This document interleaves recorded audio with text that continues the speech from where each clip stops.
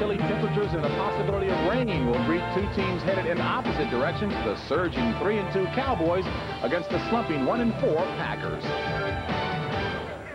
And good afternoon, everyone. I'm James Brown along with Randy Cross. And Randy, as if the league's next to last rushing attack along with poor run blocking aren't problems enough for the Packers, they've got yet another obstacle today. Well, they lost their starting quarterback, Don Mikowski, but they've got Blair Keel. The team's got a lot of confidence, and Blair Keel's got a lot of confidence, and he really should. Going against this Dallas defense, and more specifically, cornerback Ike Holt, he's got a real good chance of getting Holt beaten inside and getting some deep passes on this Dallas defense. Well, speaking of Dallas, last week's victory over the New York Giants, easily the biggest in Jimmy Johnson's tenure here, but he's got his team coming into today's contest cautiously confident. Cautiously confident is about right. From the moment the New York Giant game was over last Sunday, they have been talking about nothing but the Green Bay Packers. Jimmy Johnson's had this team completely focused on this game here today in Milwaukee because he knows if his Cowboys aren't ready, this is a Green Bay Packer team that is capable of upsetting the Cowboys.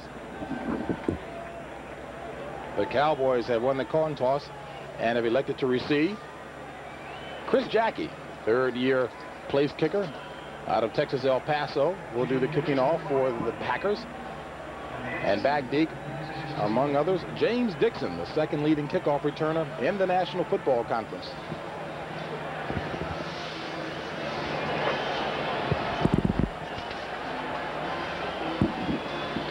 I mentioned about the weather at the top, and indeed that may be a bit of a factor today. Temperature 47 degrees, a 17-mile-per-hour wind blowing right now, left to right across your screen.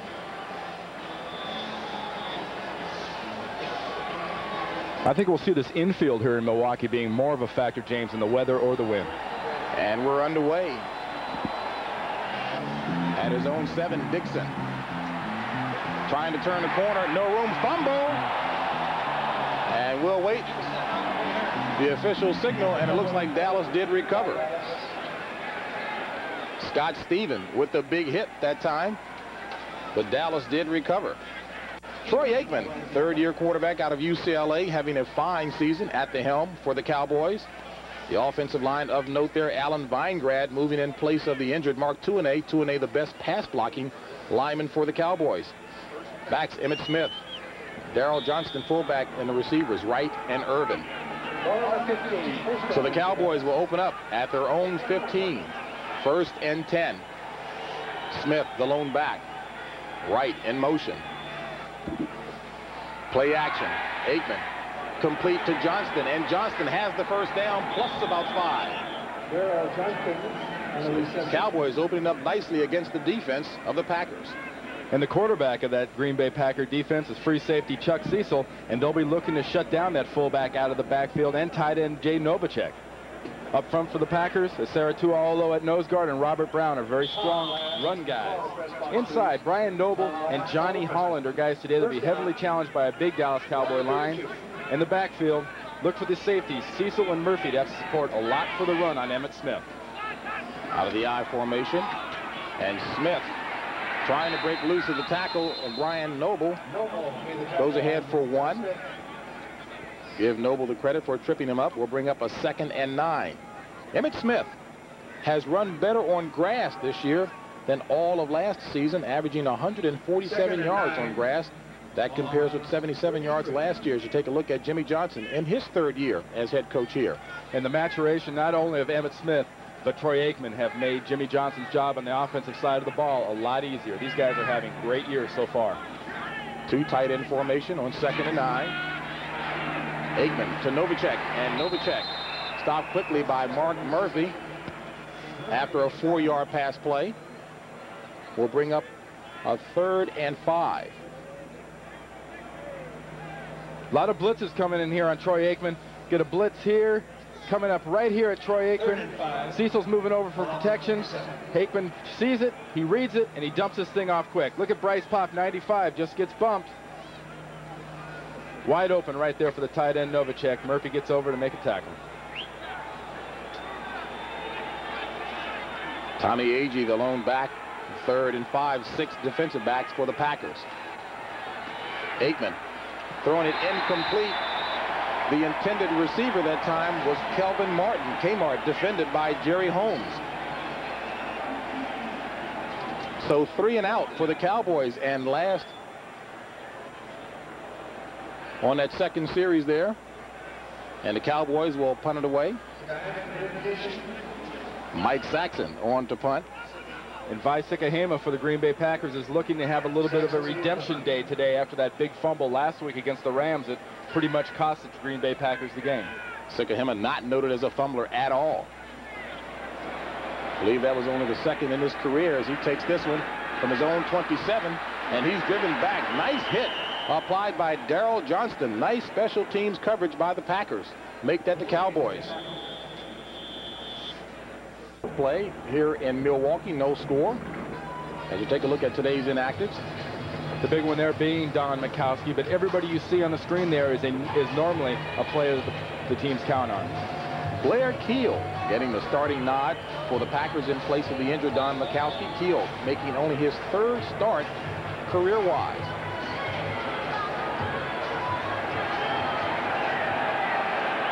Two tight ends, Ed West and Jackie Harris. First series for the Packers from their own 26.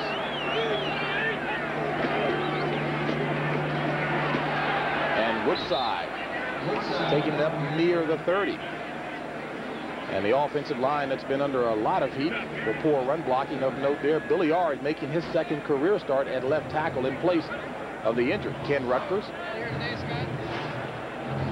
An anemic running game. Keith Woodside, Alan Rice, the receivers, Sterling Sharp and Perry Kemp.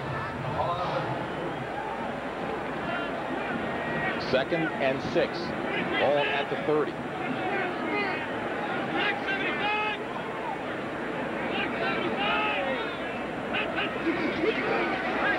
Keel back to pass with time. Going upfield looking for Sterling Sharp, but overthrows him. Little miscommunication that time between Sharp and Keel. And Keel last week, if you take a look at Sterling Sharp, was 11 of 15 for 149 yards and 2 touchdowns. And he'll be testing this guy right here, Isaac Holt, starting at left cornerback for the Dallas Cowboys. Up front, really the strength of this Dallas Cowboy team, and inside, Casillas and Jimmy Jones are the best players on that front line. And Jack Del Rio, the middle linebacker, he benefits from that because he's able to scrape on the runs. Keep an eye on Ike Holt and Larry Brown, who is a rookie and will be tested. 3rd and 6. Keel. Complete. Is it enough for the first down? And Clarence Weathers looking over at the chains, and it looks like it is enough for the first down. So Weathers did a nice job of running his route, getting just enough yardage for the first down. And what we saw Green Bay do there is something they're going to have to do a lot today, James. You know, they're very predictable. First play, they either run off tackle right or they run off tackle left. They did that. They got 3 or 4 yards. Then they went to the passing game. If Green Bay wins this game today, they're going to do it in the air. They're not going to do it on the ground against this Dallas defense. Lindy Infante, 4th year as a head coach here. Last season, mark of 6 and 10. 1st and 10. Alan Rice and Woodside, the backs. Packers from their own 37. And Keel. Intended receiver again was Sterling Sharp, who slipped on the run. Now, Randy, we noticed the receivers having some problems with footing earlier, but that was on the infield, not so much on the grass. And it was mainly the Dallas receivers that were having a hard time slipping and falling. But remember on Sterling Sharp did not practice much this week. Last week against the Rams, it was sort of warm, but Sterling Sharp cramped up very badly on the bus and on the airplane coming back to Green Bay. Didn't get a chance to practice much because his muscles were so sore from that cramping. So he's just now starting to stride out, get stretched out, and get the feel after not having gotten any reps. You said there's nothing like a body cramp. Yeah, it's one of the worst things you ever feel in your life when you get that dehydrated and you cramp up. 2nd and 10. Rice, the lone back. And Dallas will be whistled for the penalty at a time. 3 penalty flags everywhere, unless they were drawn offside. Just take a look. It would appear Ken Norton on the near side and somebody on the far side jumped well before the snap.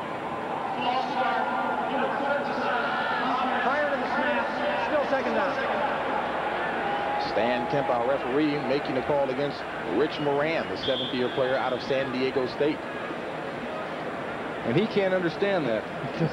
Wait a minute. Those guys on the other side were moving first, and I can't move then? No, Rich, you can't. You got to stay. It's one of the best things about being an offensive lineman. They can throw stuff at you. They can move.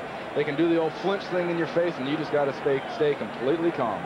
Ball moved back to the 32. 2nd and 15 for Green Bay. No score. First quarter action. 11:15 remaining. Keel getting plenty of time and throws it low in the direction of Allen Rice. So Blair Keel, who had his passing rhythm last week when he came in relief of Don Mikowski, having a little trouble getting uncorked here. Well, if any of you young quarterbacks out there happen to be watching that particular pass by Blair Keel, pretend you didn't see that. That was, he was getting good protection up front. He pump faked, and when he pump faked, he saw that that guy wasn't open, and he went to throw it out in the flat, and when he threw it out in the flat, he was completely flat-footed, throwing off his back foot, and every time a quarterback does that, he has to throw the ball on the ground. His body mechanics will not allow him to complete that pass. 3rd and 15. Kemp to the near side. 6 defensive backs for the Cowboys. And throws it complete to Clarence Weathers, and he's going to be well shy of the first down marker by at least 4 yards. A gain of 11 on the play, but it'll be punting time for the Packers. In this game, James, you got to understand, Green Bay has a very good run defense, so they can afford to play field position with the Cowboys. They're going to be nailing the Cowboys back deep if they can prevent a return, and next time they get the ball, if they stop the Cowboys, they'll get in better and better field position. Nailing deep has been what Paul McJulian has been doing as we take a look at Derek Shepard back to receive the punt.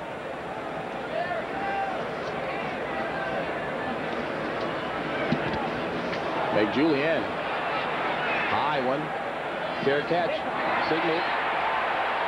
And Kurt Larson for the Packers. Downs the ball at about the 16-yard line. Now, what the fans are screaming about is whether or not the ball actually touched the leg of Derek Shepard. And if it did, you aren't going to hear him say, yeah, I'm sorry, it did. We'll take another look at this.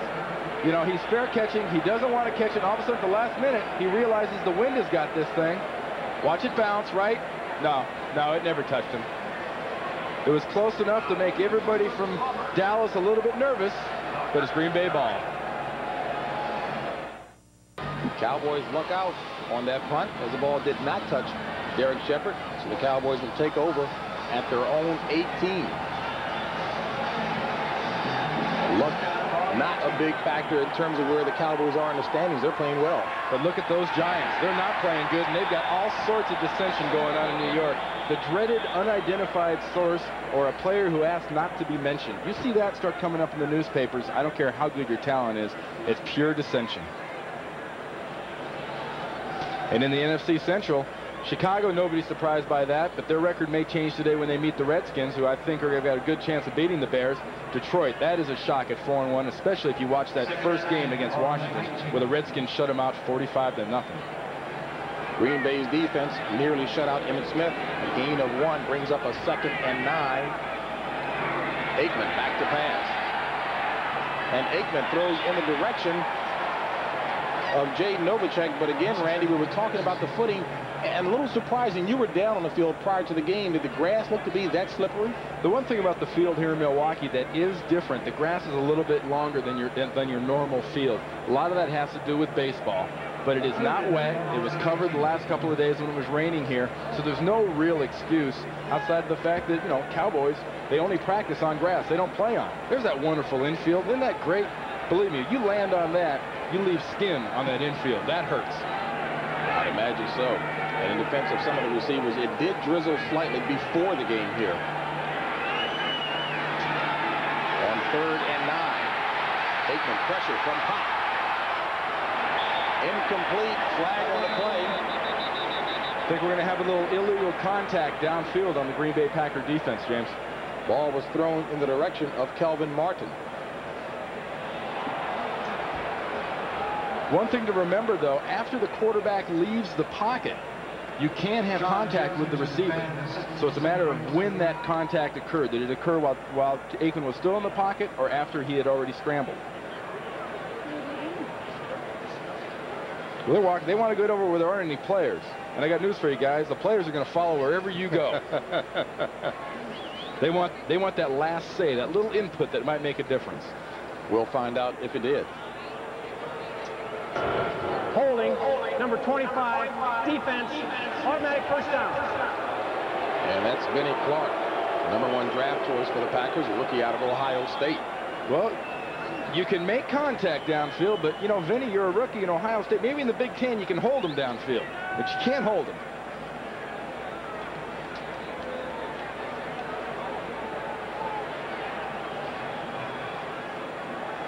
So a Cowboy first down. Ball at the 24. Smith trying to juke move, and does. Still on his feet. Has the first down. Emmitt Smith. Now, Randy, in talking about and with him, many people try to compare him with Barry Sanders. Not quite the same runner, but just as effective. If you wanted to use one word to describe the difference between Barry Sanders and Emmitt Smith, it'd be the quiver. Barry Sanders has the quiver. He can go in all directions at once. Emmitt Smith does not do that, but what Emmitt Smith has, I think he has stronger legs. Now watch him break this tackle by Brian Noble. Noble's hands slip right off him. Now you see classic Emmitt Smith.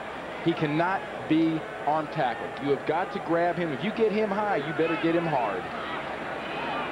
14-yard dash by Smith. 1st and 10. Ball at the 38. To Smith again. Why not try it again?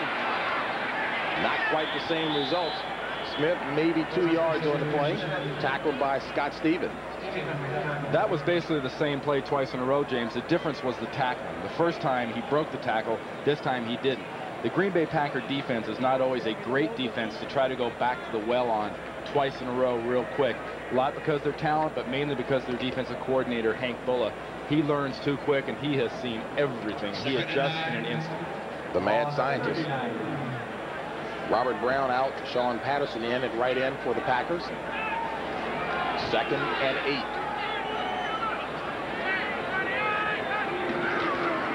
On the ground, Smith. And Smith maybe a yard. Well, folks are talking very highly, of course, about Emmitt Smith and comparing him very favorably to someone else who had a great career in Dallas. And this is through 20 games. Comparisons like this can be a little premature at times, but it's very interesting to see the comparisons from a touchdown standpoint. What really jumped out at me when I saw this was Tony Dorsett's per carry average. 4.9 yards that early in his career is incredible. Emmitt Smith leaving the field.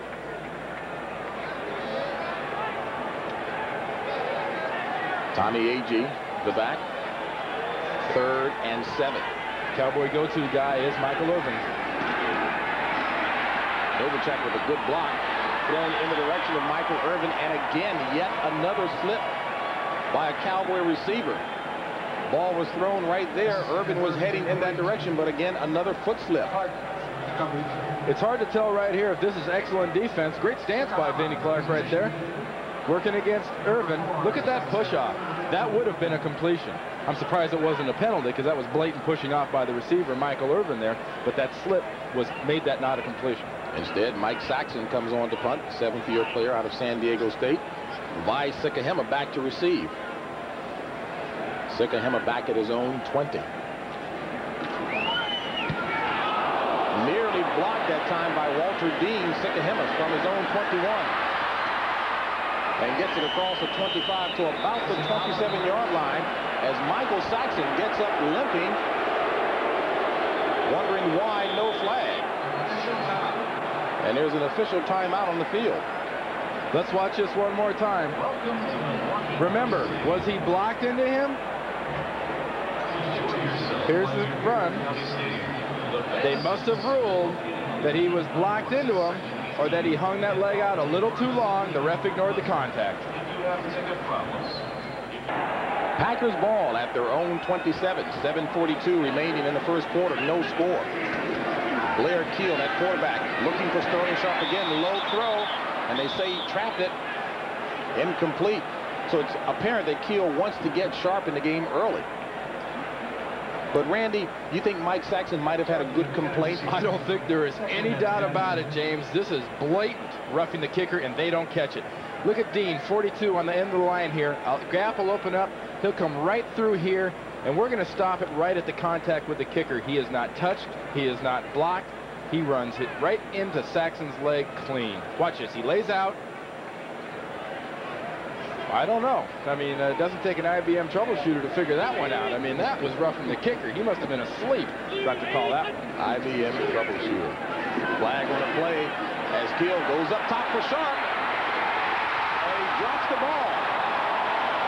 Sharp with a nice attempt at an over-the-head catch defended by Larry Brown, but there is a flag on the play back at the 30. And if this goes against Dallas, that's against Green Bay.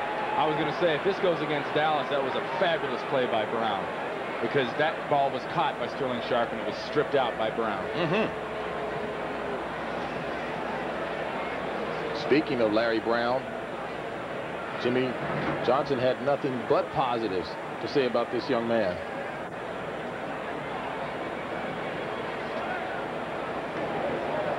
Illegal formation on the offense. Not enough men on the line of scrimmage. The penalty is declined. Third down. That'll do it. It's either the old offensive line flying wedge, actually.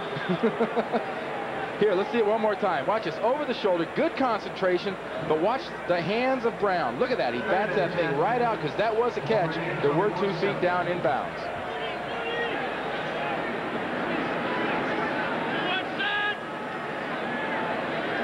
Third and 10. Keel out of the shotgun. Throws it incomplete, and there's a flag on the play as Clarence Weathers had his hands on the ball, and James Washington very upset as we take a look at Vince Albritton being led off the field with a sling on that left shoulder.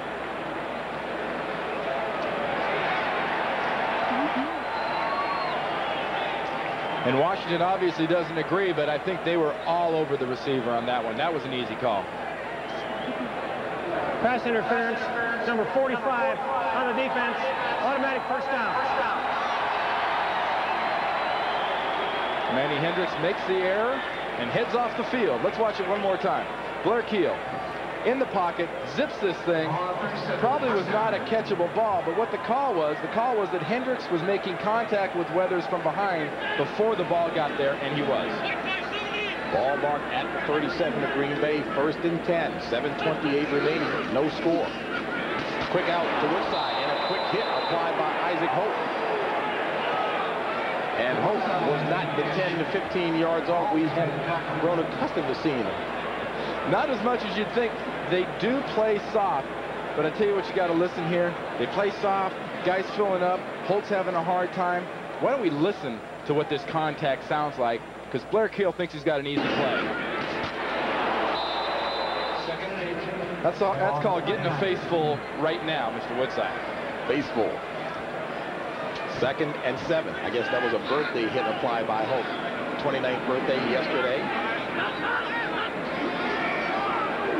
Woodside. And Woodside gets up near the first down marker. 7-yard run, that may be enough. But in the meantime, let's check in with Greg Gumbel in New York. All right, JB, at the Silverdome in Pontiac, from 11 yards out, Darren Nelson scores the Vikings' first touchdown in 11 quarters. And with the point after, it's Minnesota 7 and Detroit nothing. Back to Milwaukee, JB and Randy. Darren Nelson's doing his Freddy Krueger imitation there in Minnesota, back from the dead. Thought they got rid of him. He's back again. I'm sure a lot of people thought that. It's hard to get rid of those Stanford guys, though. I mean, they can always think of a way to come back. Very astute people, those things.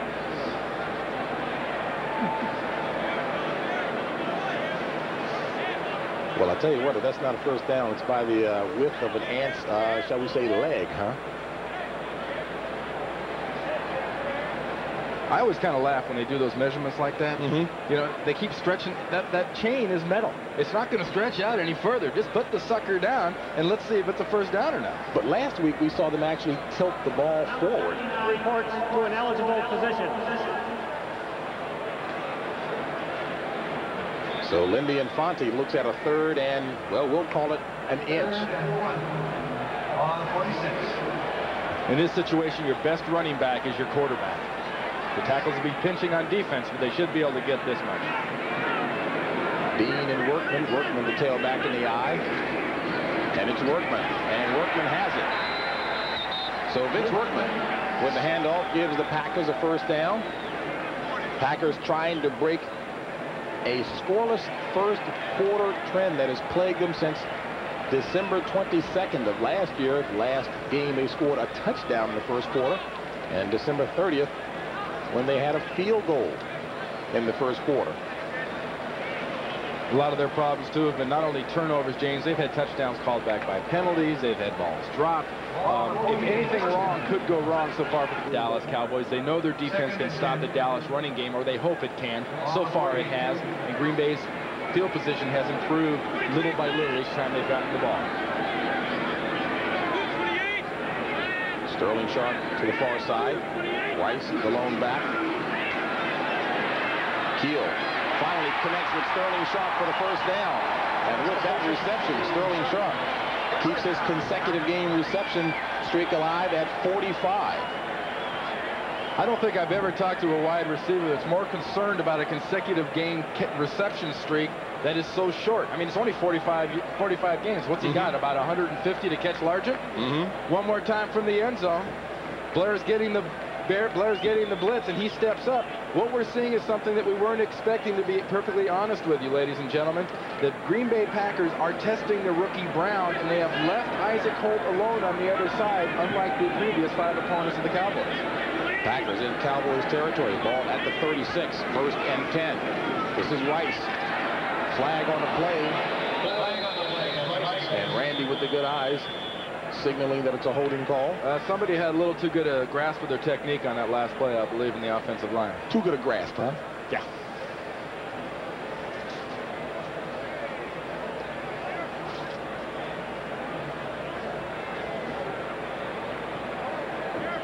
What penalties? Playing havoc with Green Bay in the early going. And when you're talking penalties, life is timing. Number 57, offense. Repeat, first down. And Rich Moran off to a bit of a slow start today. He's had an offsides and now a holding.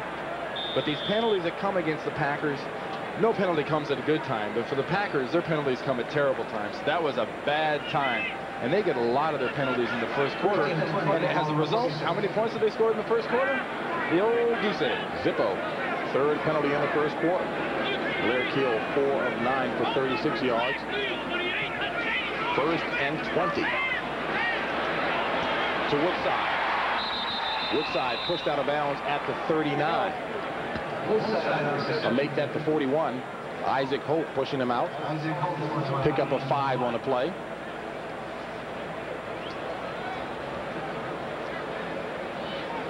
We were talking about Rich Moran, and it's only natural to be a little bit nervous, a little bit antsy, because he is working in there against the strength of the Dallas Cowboy defense. And the strength of their defense is that interior with Del Rio and Casillas and Jones and Noonan and Maryland when he's in there. And the guards and center of the Green Bay Packers will be tested all day long. Second and 15. Keel looking for Sharp, overthrows him, and Sharp clearly frustrated with the miscommunication between he and Keel. He didn't even attempt to jump at that one. Sterling is a veteran. Look at him smiling. Sterling is also a smart veteran.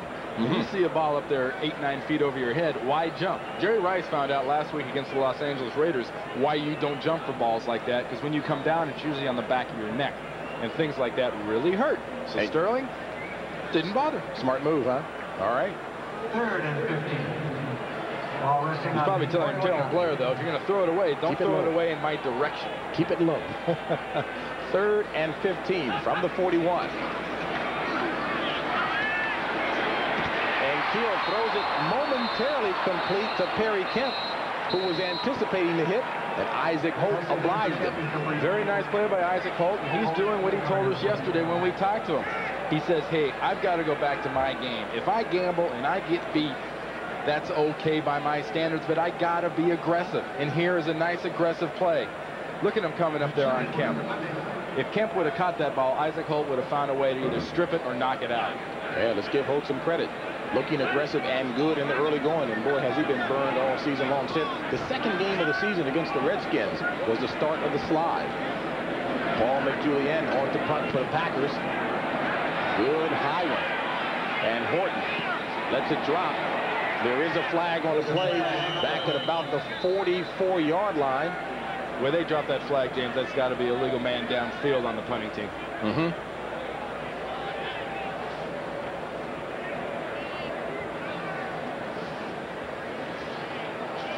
They seem to go to the same part of this field here in Milwaukee to conference. Is there some sort of point of light over there in the corner that...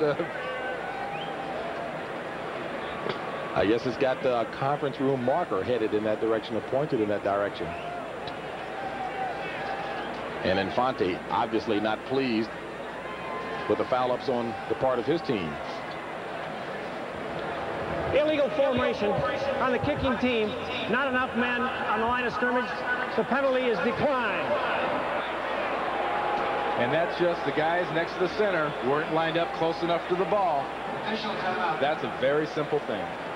Randy, as we take a look, the only stadium in the NFL where both teams share the same sideline. It can be a real distraction for a young, inexperienced team like a Dallas Cowboy team.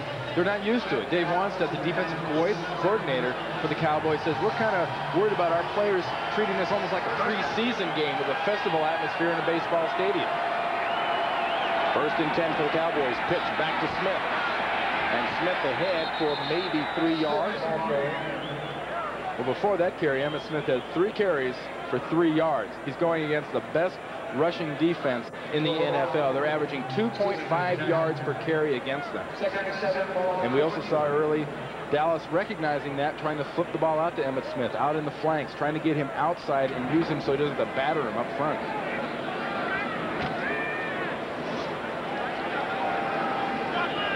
Brings up a 2nd and 7 for the Cowboys. Ball at their own 23. 2:01 remaining in the first quarter. No score. Kmart in motion.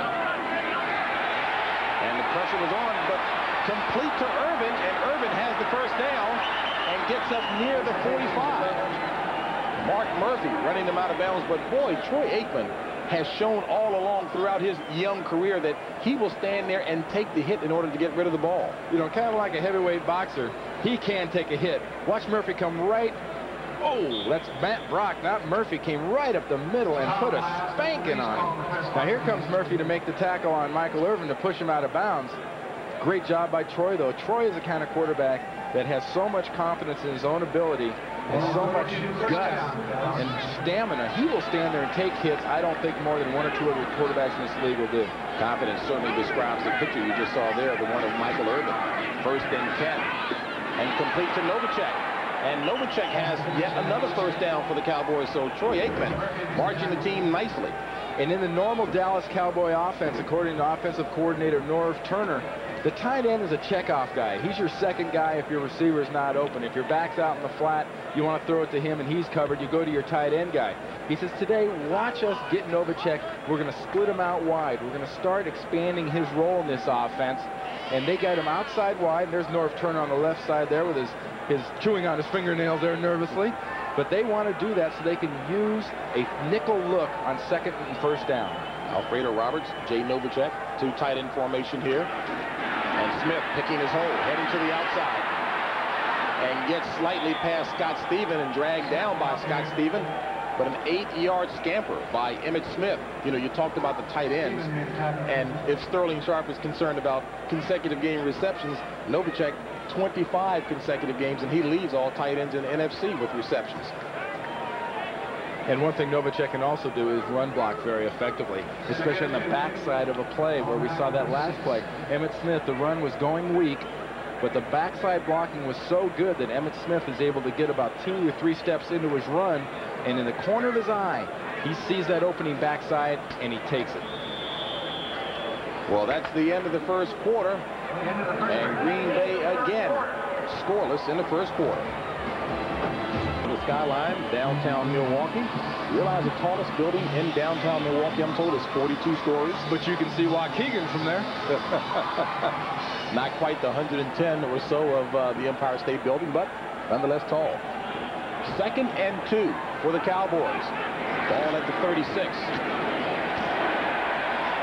And Darrell Johnston bullying his way ahead.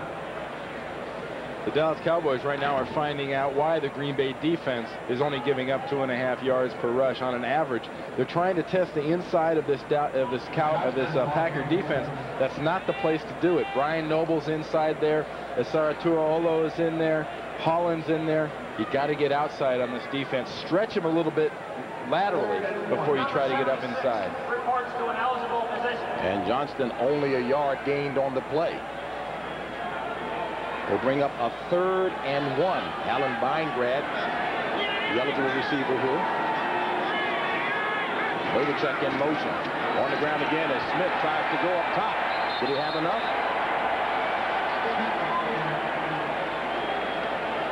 Well, when you're 5'9", 207 pounds, I don't know if jumping is one of your prime attributes. And he didn't get very high up. He got one of those 3 or 4 book of matches type leaps up there and didn't quite get high enough out of the line, I think. Was not a slam dunker in basketball.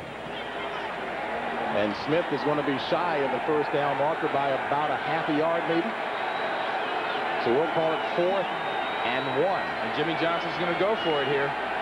Cowboys are 2 of 4. A lot of faith in your defense when you go for it on your opponent's 35-yard line.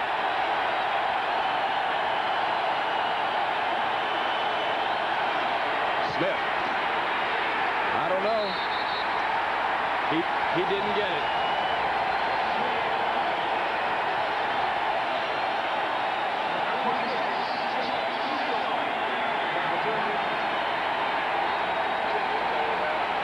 And the Green Bay defense holds.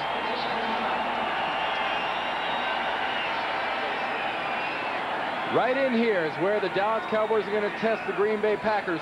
Watch the penetration that happens right in here by the Green Bay line. They are underneath the Dallas Cowboy linemen. The linemen cannot get drive. And then it's Murphy, Pop, Bennett. They stuff Emmitt Smith.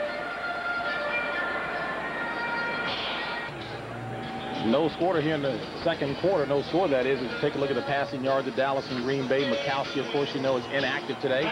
Smith only 7 rushes for 14 yards. Dallas 8 for 15. Why is Green Bay so effective in the middle? They've got Tuaolo in the middle now. That's a big addition. Plus its attitude. Just like their offense can't run because it doesn't have the attitude, their defense doesn't like to have rushing yards against it. And Workman on the counter. Actually a loss on the play. A loss of about 5 yards. Well, Randy, I guess we ought to give the rookie Tuaolo an awful lot of credit because he's really helped to shore up that middle.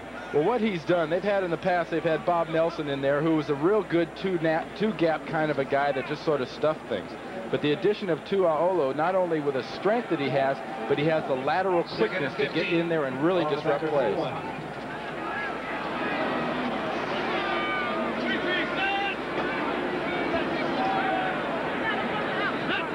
Packers with the 2nd and 15. Keel with time. Throws it complete to Workman. But Workman has no place to go. Good tackling, good read by the Cowboys. Among others, Ken Norton on the tackle along with James Washington.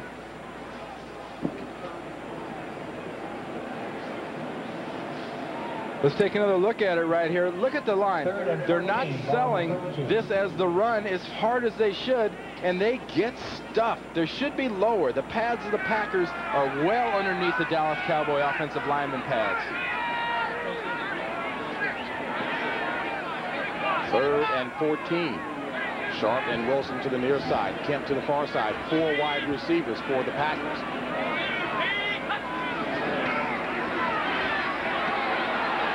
Keel decides to run it. He's going to be short about 6 yards. With the necessary yardage for the first down. He picked up 8 on the play. So McJulian will come on to punt for the Packers.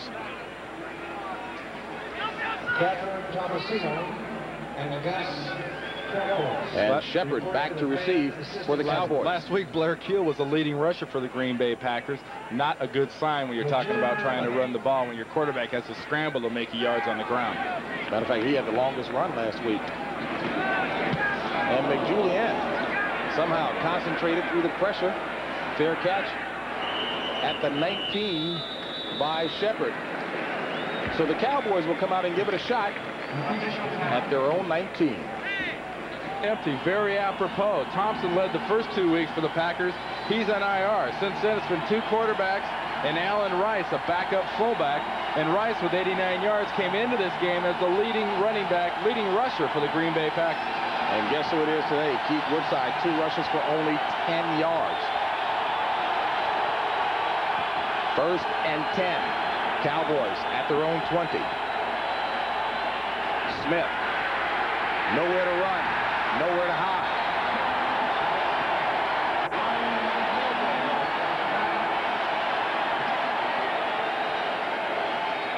Dallas right now. A loss of 2 on the play, Randy. I'm sorry. Sorry, James. Dallas would seem to be a little bit frustrated at this time right now. They're not being able to run the ball effectively, and for their passing game, they haven't shown the patience that it requires to go against a Hank Bulla defense. You don't go downtown against Hank Bulla in this defense. You got to be content to go 10, 15 yards and get your yardage that way. 2nd and 12.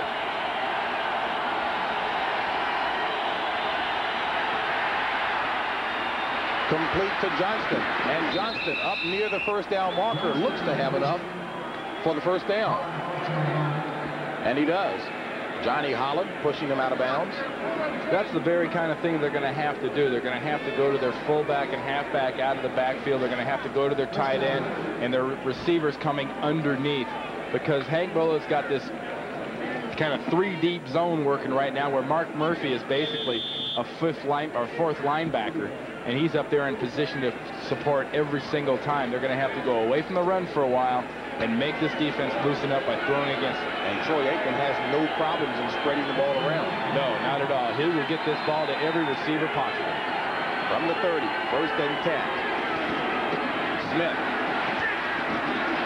And Smith ahead for about 4 yards will bring up a 2nd and 6.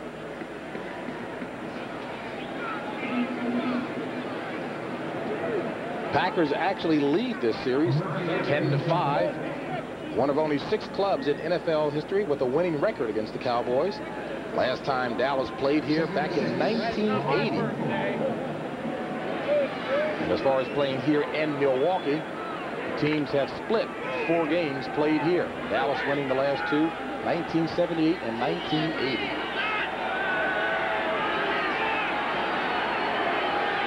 Second and 6. Aikman dumps it over the middle to Johnston for yet another first down and across midfield. So Darryl Johnston, who came into the game with 9 catches, looking good today, 17 yards, as he gets up a little slow, limping on that left ankle. That was a head-on hit right here on Johnston. Keep an eye on him. He's the up back there in the offensive formation as he curls around and through the defense.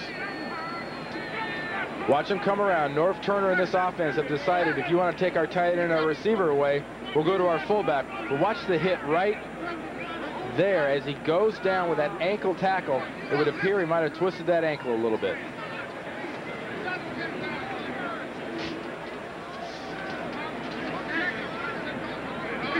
Aikman has gone to Johnston today 3 times for 46 yards. And backing up Johnston today is Ricky Blake, former World Leaguer. Man's had a lot of action. He had a full season in a training camp in the World League, and then just for good measure, went to Canada for a couple weeks of double days before he headed down to Austin to training camp with the Cowboys. Right now, Emmitt Smith, the lone back. 8:42 left in the first half. No score. In the direction of Michael Irvin, incomplete. No flags on the play. And that was a good example there of when a zone is not stretched, where the relationship should be between the defensive backs and the linebackers in front of them. There's about a 3 to 5 yard cushion between them. Irvin was trying to get in there, but you've got to be a magician to be able to drop a ball over that linebacker coverage and in front of those defensive backs into a wide receiver. Magician. Or a bombardier. Troy Aikman, 8 of 12 for 99 yards. 2nd and 10. Smith. And Smith slithering and sliding his way ahead. Inside the 45. Call it a 6-yard pickup. Emmitt Smith has great vision. He can see the entire field. He sees the blocking. Watch him right here. The ball will be flipped to him. He could go here, he could go here, or he could go here, or he could cut back. Look at his options, and you be the running back and almost read this. Where's the hole? See that open up real late there? That's what Emmitt Smith saw. Cowboys have a 3rd and 4. Ball at the 44. 6 DBs in for the Packers. Aikman, flag on a play. Ball is batted down, but there is a flag on the near sideline.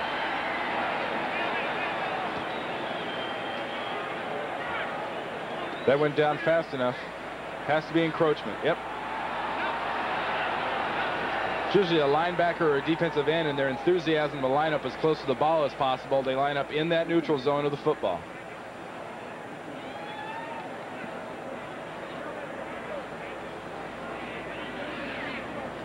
"13 years in the league for Randy Cross and trench warfare, and you certainly know when those flags are down and what they mean." Offsides on the defense. Number 95 lined up in the neutral zone. The penalty may result in a first down. You know, the neutral zone to some people is such an ambiguous term. It's like, is that like a DMZ? Is that, I mean, what exactly is a neutral zone? The neutral zone is the space the ball takes up. Nobody should be in that space of the ball. The center should have his hand there. That area right there should be the neutral zone. Nobody's over the football except for the center. And he deserves to be over the football and get a little edge because it's such a tough position to play. And that was called on Bryce Pop. As you take a look at Bryce Pop. One more time. It will be third down for the Dallas Cowboys, third and extremely short, and they called it on Bryce Pop, who's lined up right down at the bottom of the screen. Had that hand just offside and into that neutral zone.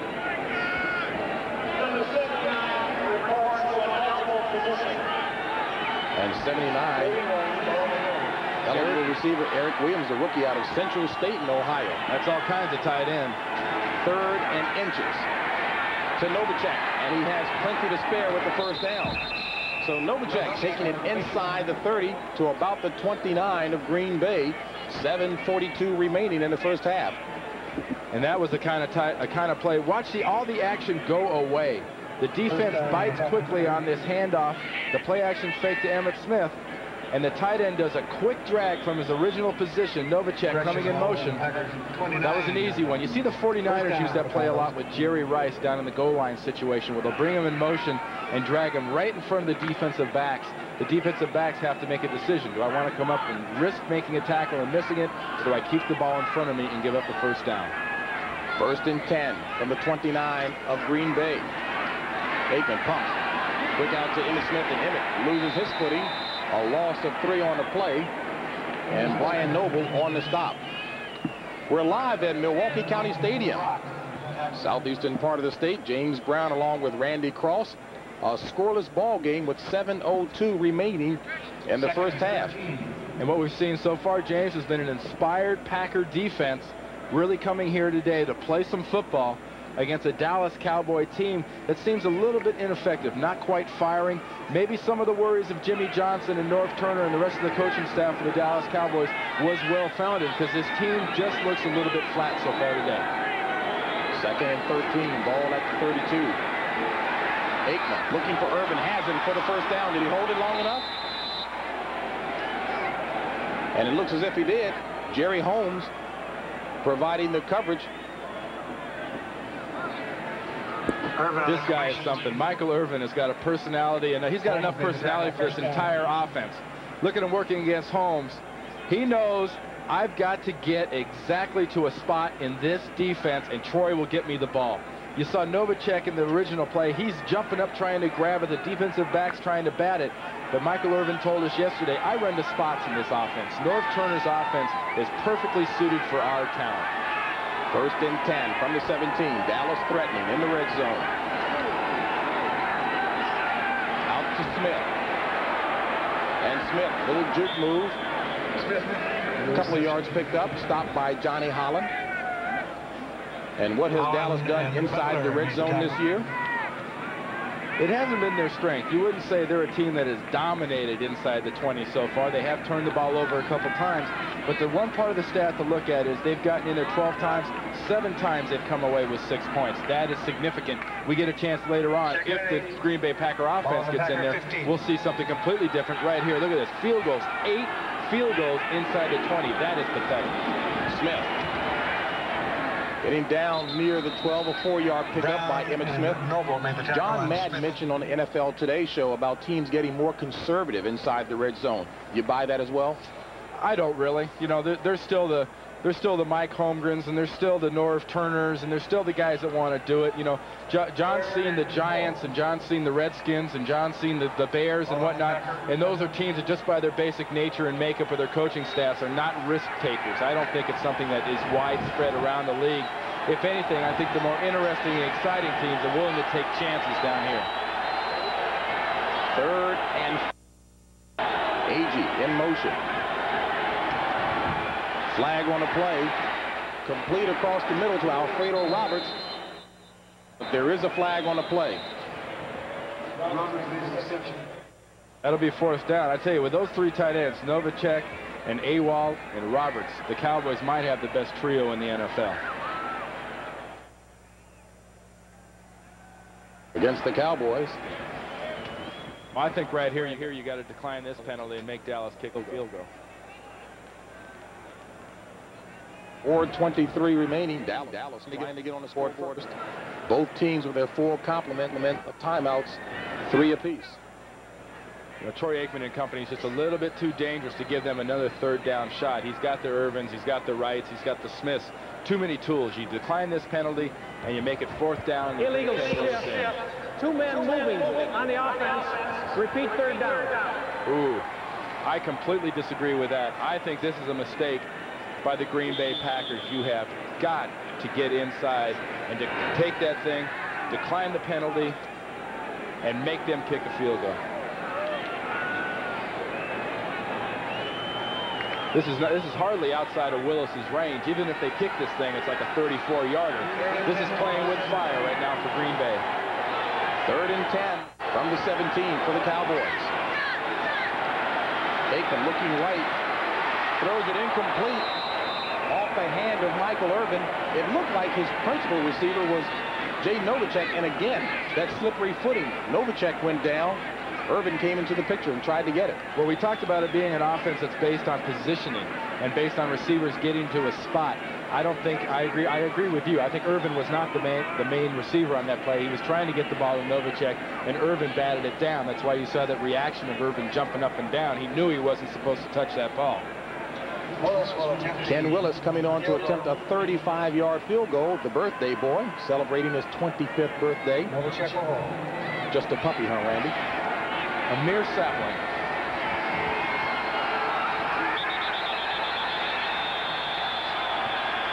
I think every official out there let the flag go that time. Start. Number 75. Offense. Prior to the snap. It's still 4th down. Well, this part of the second quarter is turning into a Kleenex convention right now with the officials throwing their flags. And Dallas is trying to do their best imitation of the Green Bay Packers, just trying to see how many mistakes they can make to try to get themselves completely out of field goal position. Tony Casillas, the culprit that time. So this makes it a 40-yard field goal attempt. Still should be an easy stroke for Willis. And it's no good. So the easy stroke proved to be a little more difficult. And Dallas comes away with no points.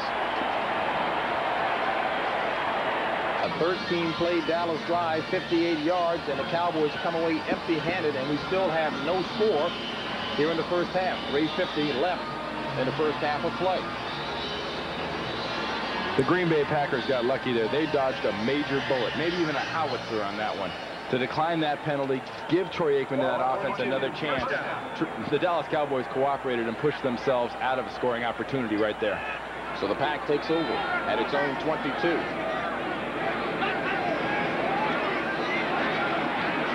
Keel to Sharp for the first down. So the first good pass thrown to Sterling Sharp today.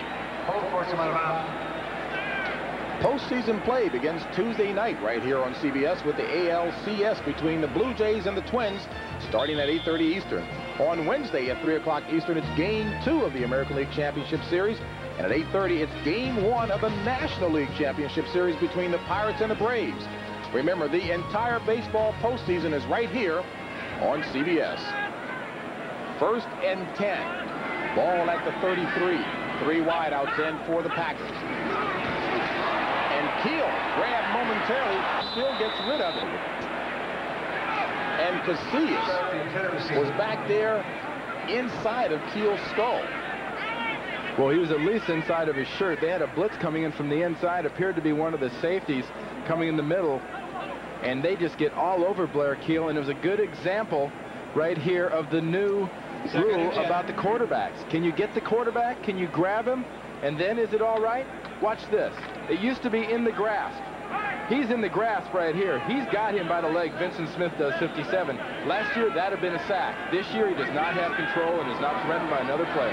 So Casillas is still thanking me for that, that little bit of a boost there. Give it to Smith. Play action. Keel goes back to Jackie Harris, and Harris hit nicely by Isaac Holt. A gain of 4 on the play. Could have been more, but for the hit applied by Isaac Holt. You know, Holt is playing more aggressively, and when we talked also with him about some of the remedies he's trying to put in place, and he talked about a trip up to Dallas that he received this week. Oh, he was happy. He says, my mom came in. And my mom, as soon as she got there, about 9:30 at night, just said, honey, are you hungry? Should I go to? He says, I did some serious shopping the day before. I was ready for her to come into town. He says, I had pork chops and greens and all kinds of good stuff. And he's playing pretty decently right now. 3rd and 6. 4 wideouts in for the pass. Keel going to Weathers, complete for the first down.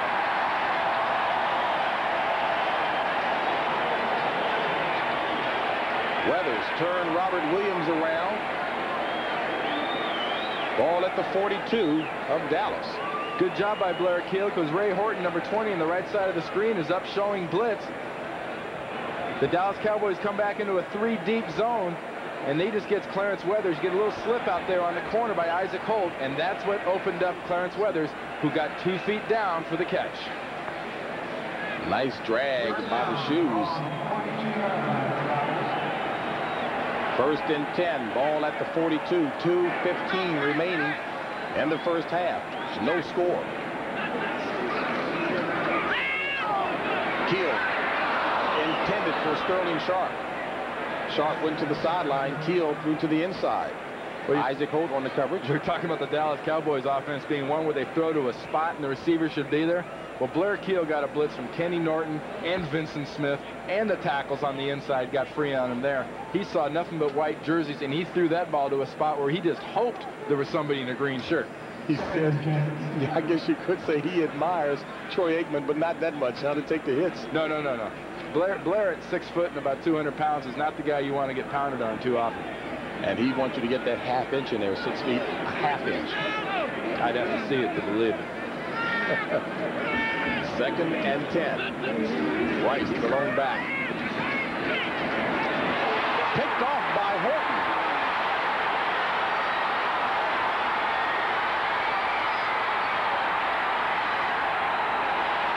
Touchdown, Dallas.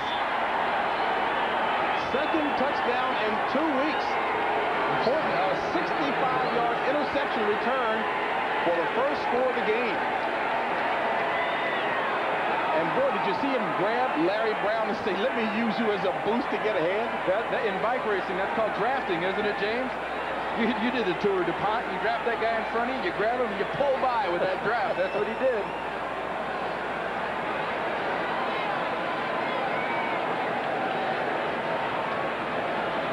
It's a nice job by Horton reading that quarterback's eyes the entire way. Blair Keel was looking over it this way the entire time, and as soon as that ball was in the air, Horton is breaking on the ball. His touchdown. The play is under review. I would think what they're going to look at is right over here at about the 35-yard line, whether or not Horton stepped out of bounds after he catches the ball. And they've decided the play stands. It is a touchdown. What they were looking at, watch, right in here. Horton catches it. Can he stop his momentum? Oh, easily. Right there. He may have missed it by about 6 inches. Watch right here. Watch him draft on Brown. Well, before we watch the drafting, we'll watch Willis try to kick this extra point. And he does.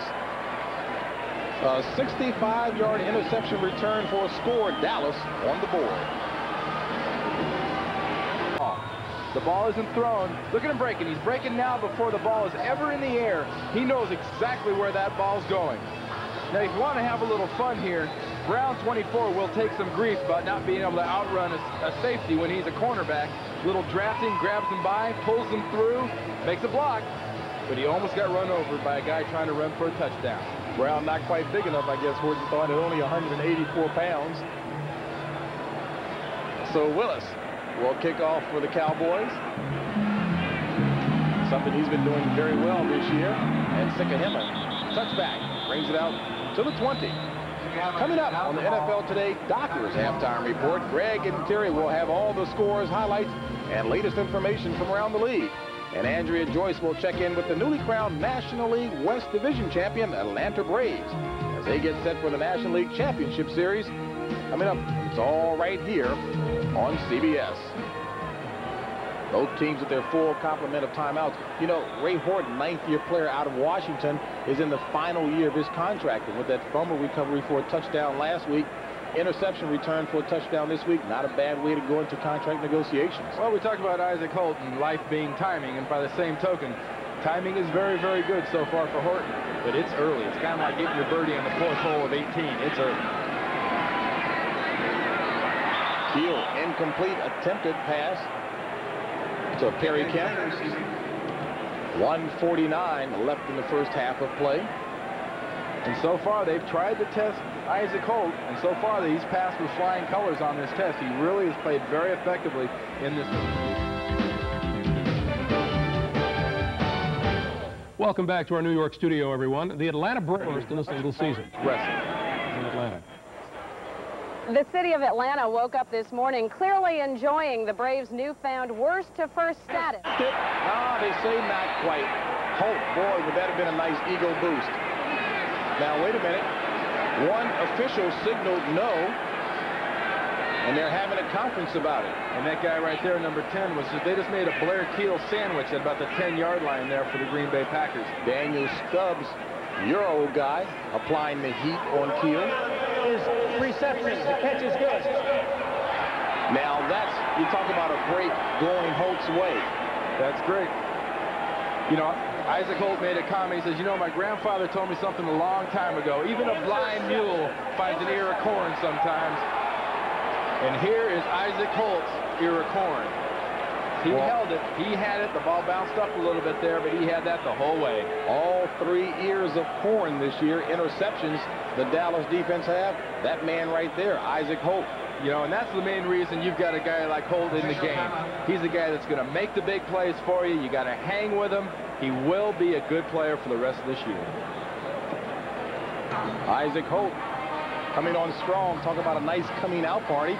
Dallas leading 7-zip. Both teams 3 timeouts remaining, 1:44 remaining. And as well as Isaac Holt is playing defensively, you talk about defense. Green Bay's defense has been doing a job against the Dallas rush. And it's funny that you talk about the Green Bay defense being a great rushing defense. The last couple of years, it's been Tim Harris and the pass rush. And they are the number 2 pass rushing defense with Bryce Pop. But as of right now, they need to get heat on the quarterback. Maybe they need a Tim Harris. Maybe they shouldn't have got rid of a Tim Harris.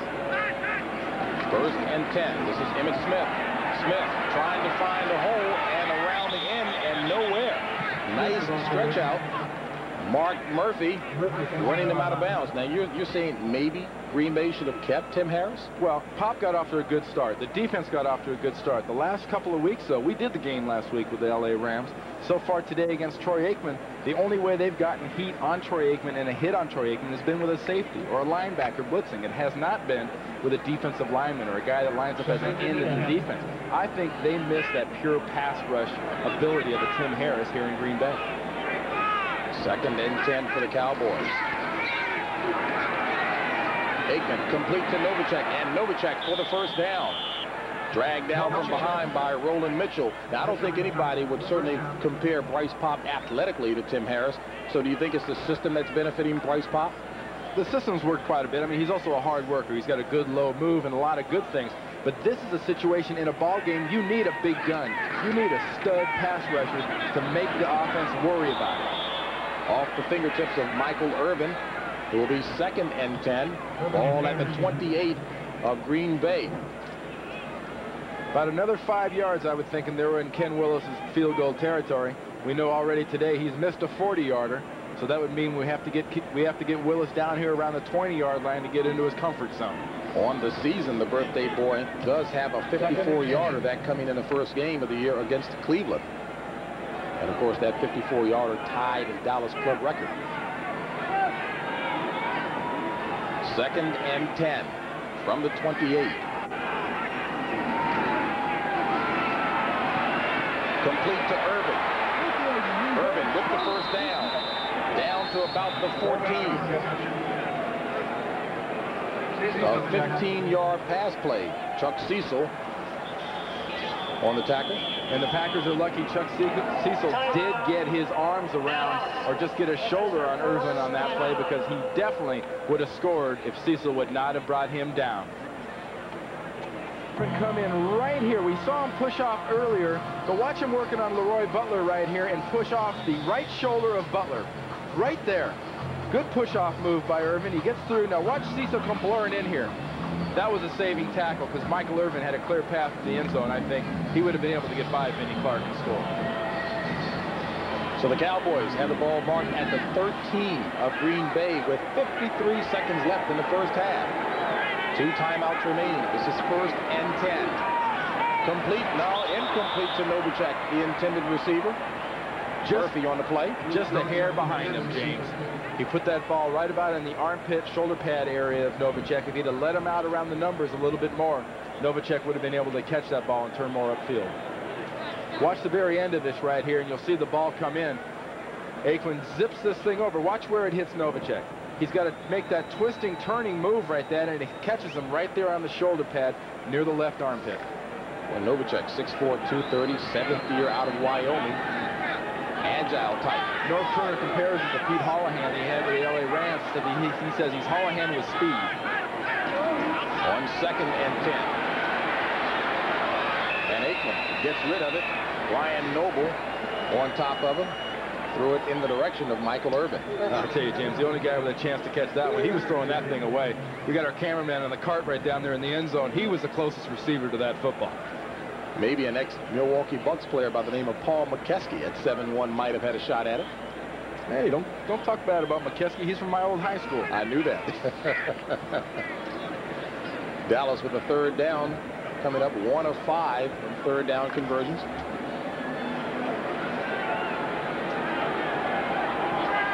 That signal coming in from the sidelines got to be a good 60 yards away. I think here you go to Irvin or Novacek and you go into the end zone. Novacek, and that's exactly what they do. Touchdown, Dallas.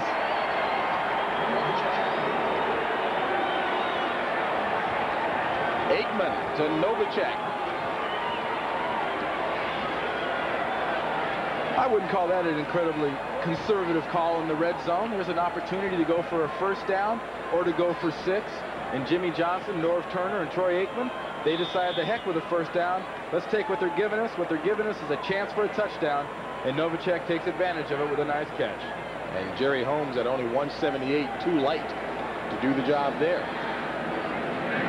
Willis comes on for the point after. And the Cowboys move out in front with 41 seconds remaining in the first half by 2 touchdowns over the Packers. Beck, leading receiver among tight ends in the NFC, led the NFL last year with 59 receptions. On the scoring end of that pass from Troy Aikman. And Novacek is a very sure-handed receiver. How sure-handed is this guy? How many tight ends do you see holding for extra points and field goals? He is the holder for the Dallas Cowboys. They have so much confidence in his hands and in his ball control and his poise, they use him as their holder. Well, who is it with Minnesota that was nicknamed Palmolive? Hassan Jones? Hassan Jones. Well, they definitely ought to give Novacek a nice name like that.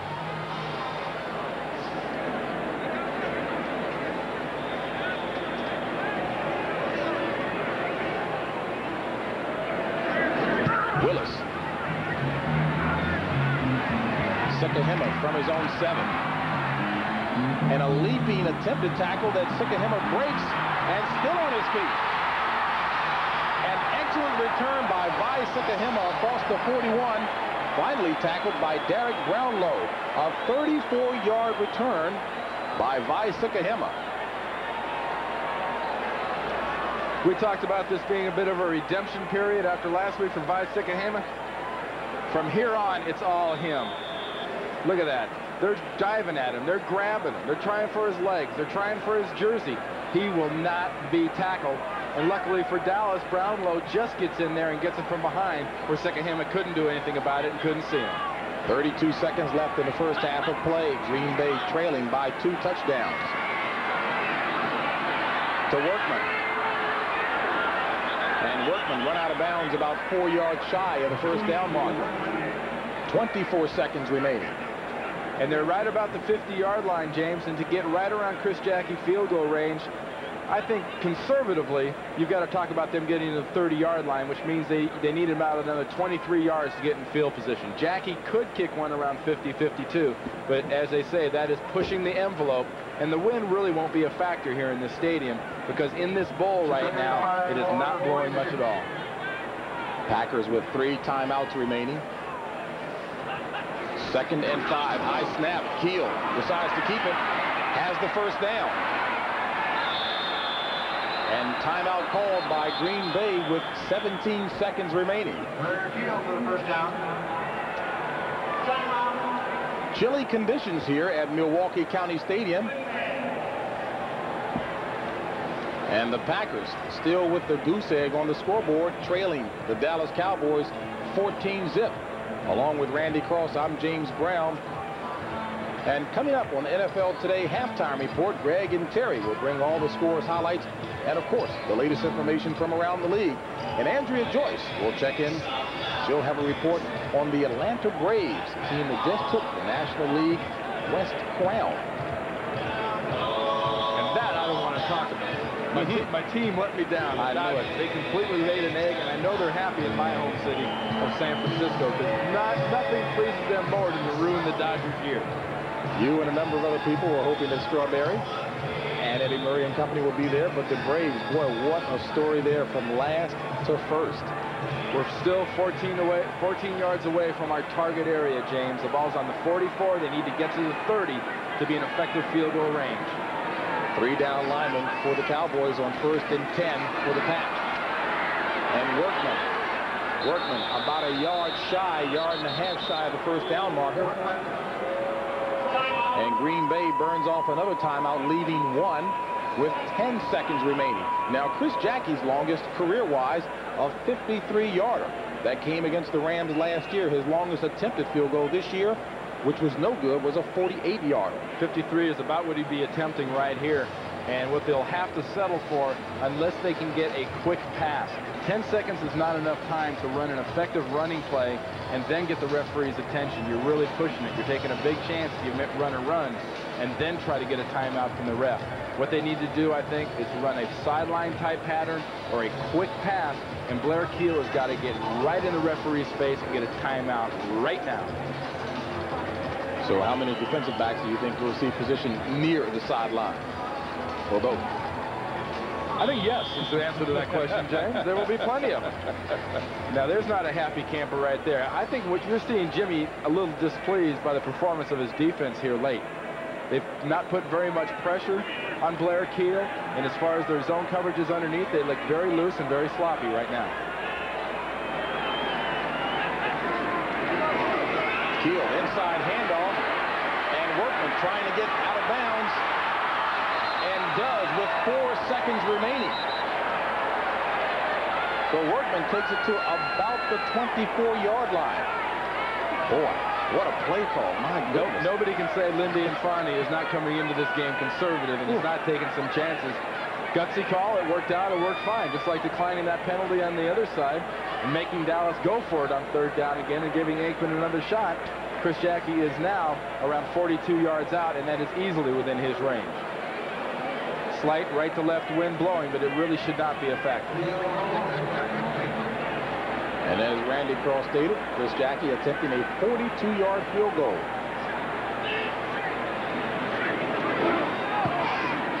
It's up, and it's good.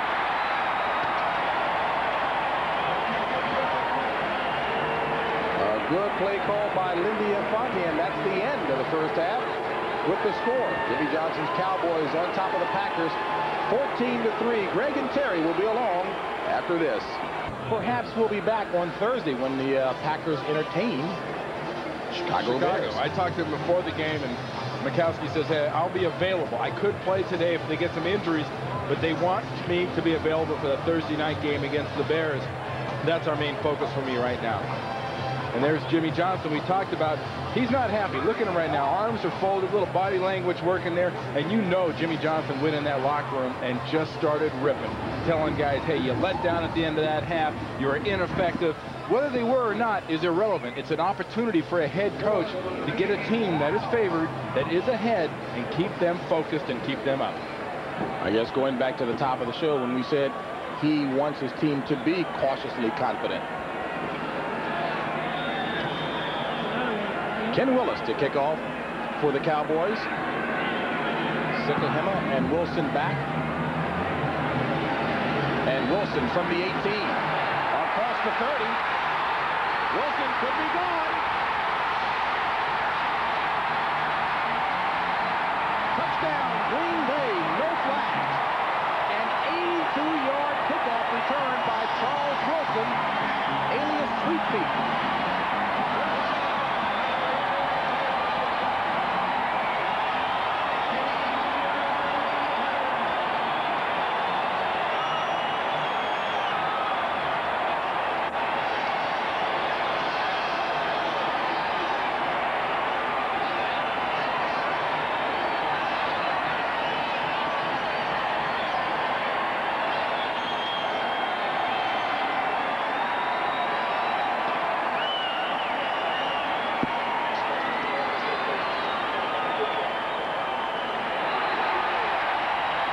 Kick is good. We've got a 14-10 game right now after that 82-yard kickoff return by Charles Wilson. Willis popped that kickoff up. It was not a very deep kick. It was a return designed to be a middle return. Normally it disrupts it. Watch when he catches the ball, he will head right in here into the middle. Watch the gap open up right in here in the Dallas kickoff team. They're being aggressive. Look at that gap right there in the dirt infield. Wilson sees that, then it's just Willis. Now watch, Willis will be on the ground. He slips, he falls, that's it. Now wait a minute, Charles, don't start celebrating too soon. You still got people on your tail. He tucks it back in. Now he gets confident. Now I can start high-fiving. The man who has a penchant for new shoes, roughly a new pair every couple of weeks, therefore the nickname Sweet Feet. And was pretty nifty on that run indeed.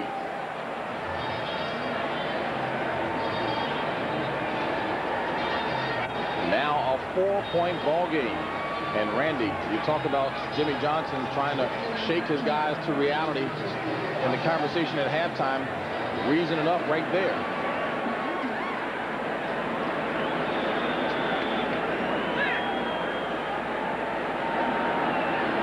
Chris Jackie kicking off to the Cowboys.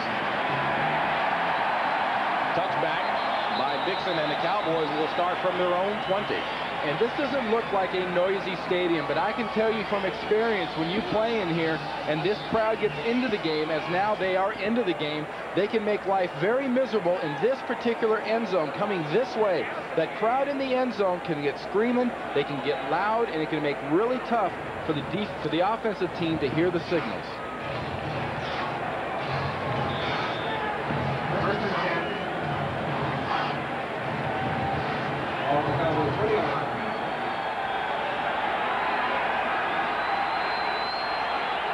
First and 10.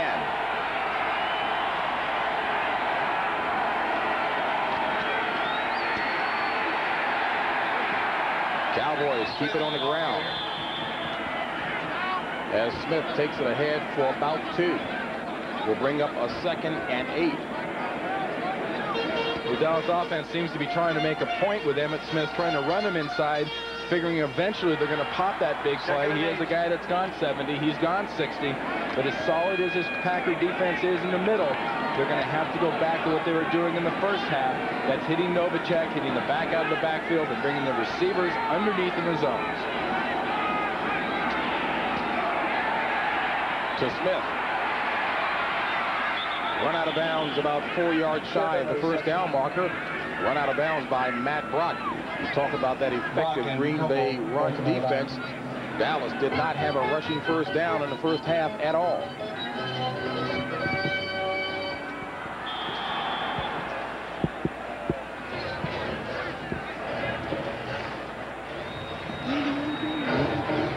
Third and 5 on the 25.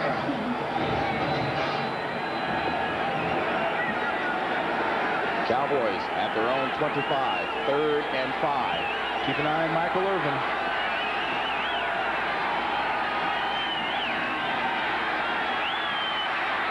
To Novacek for the first down. Dropped by Roland Mitchell. Novacek on the completion. Mitchell to the tackle. Boy, is Novacek a weapon and a half? Well, he's a guy kind of like a Keith Jackson, that you have the ability to take a big man like that, 6'4", 240 pounds, and you can put him in the slot.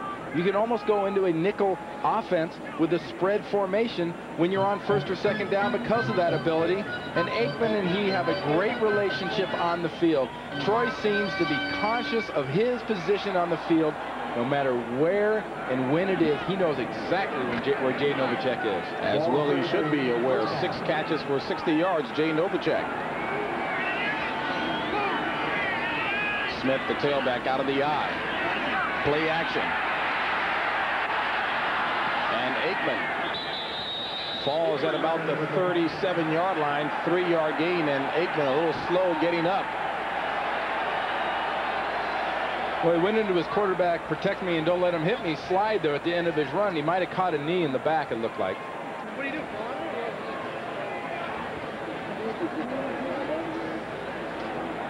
Hey, let's take another look at it right here. Here comes Troy. Now watch Bennett right there. Oh, yeah. Look at that left knee. Went right into his lower back. One more time. Right. Look at that knee. Left knee right there into Troy's lower back, and that's what caused that little discomfort. On 2nd and 7, Smith looks like he dove enough yardage for the first down. And that is the first rushing first down of the afternoon for the Cowboys. There's a Dallas backup quarterback, Steve Beuerlein, who's had a great situation. You know, talking about Mikowski. Mikowski says to him before the game, he goes, you know, you're lucky. You spend part of your career now, you've been in L.A. Where do you go after that? You go to Dallas. I've been up here in Green Bay the whole time. I mean, Green Bay's a fun town. He says, but you've been in party towns. That's why Mikowski makes his home in the offseason down in Florida. 1st and 10, the pitch to Smith. And Smith, maybe a yard. Johnny Holland on the stop. 15 carries, 35 yards in the afternoon for Emmitt Smith. Boy, the yardage hard to come by for young Mr. Smith. And we were talking about Beuerlein. He was over there trying to warm up a little bit, get his arm ready to go just in case Troy Aikman is a little bit slowed or more slowed by that little knee in the back he took. Very gracious Green Bay folks here. It looks like they brought in the Milwaukee Brewers baseball organist here. 2nd and 8. Ball at the 46. Complete for the first down, and guess who? Jay Novacek. Mark Murphy. Now, Mark Murphy talked before the game about how he's played against a number of great tight ends. He's not playing against a more effective, he's not playing against any more effective a tight end than Jay Novacek. Well, there are better tight ends from an all-around standpoint. From a guy you might want to say, hey, he can block real good, but not many tight ends can do this. Look at this. This is Jay Novacek. This is a tight end flanked out as a wide receiver. How do you really figure that one? If you're going to play soft against a guy like that, 6'4", 240 with soft hands who can catch, you're just going to be giving up 8-10 yards every time on those receptions, that kind of receiver. 10:05 left in the 3rd period of play. Cowboys on top by 4. 1st and 10. Aikman throwing for the intended receiver, Alexander Wright. Wright came to the inside. Aikman threw to the outside. And Brian Noble saying, oh, could that be more grounding or what? He threw that one away. There was nobody near it. Well, Brian, I think when you look at the films, you might have to agree. Troy was a victim of a zig when he thought there was going to be a zag. That zig will get you when there's supposed to be zagging every time. Well, you worked that dictionary nicely, Randy. I was going to ask you about some of the other esoteric terms, the drag and the scrape, and you've got the zig and the zag. 2nd and 10. Smith, the lone back. Complete to Wright. And Wright, trying to run to the first down marker, winds up about 2.5 yards shy of it. Leroy Butler on the tackle. And we're seeing Dallas do right now what they did at the end of the second half. That's moving the ball down the field with short passes underneath. This is the kind of thing Norv Turner and Troy Aikman like to do. Norv Turner was under Ernie Zampese, who really learned that offense. Before him, from Don Coryell. And it's something that's gone on and on and on. And each coach, and there you see Norv Turner on the left side of your screen right there, each coach that has learned it and brought it somewhere else has further refined it. And he's refined this offense, especially to the particular talents of this Dallas Cowboy offense. From the 32 of Green Bay, 3rd and 3. Smith. And he's going to be short.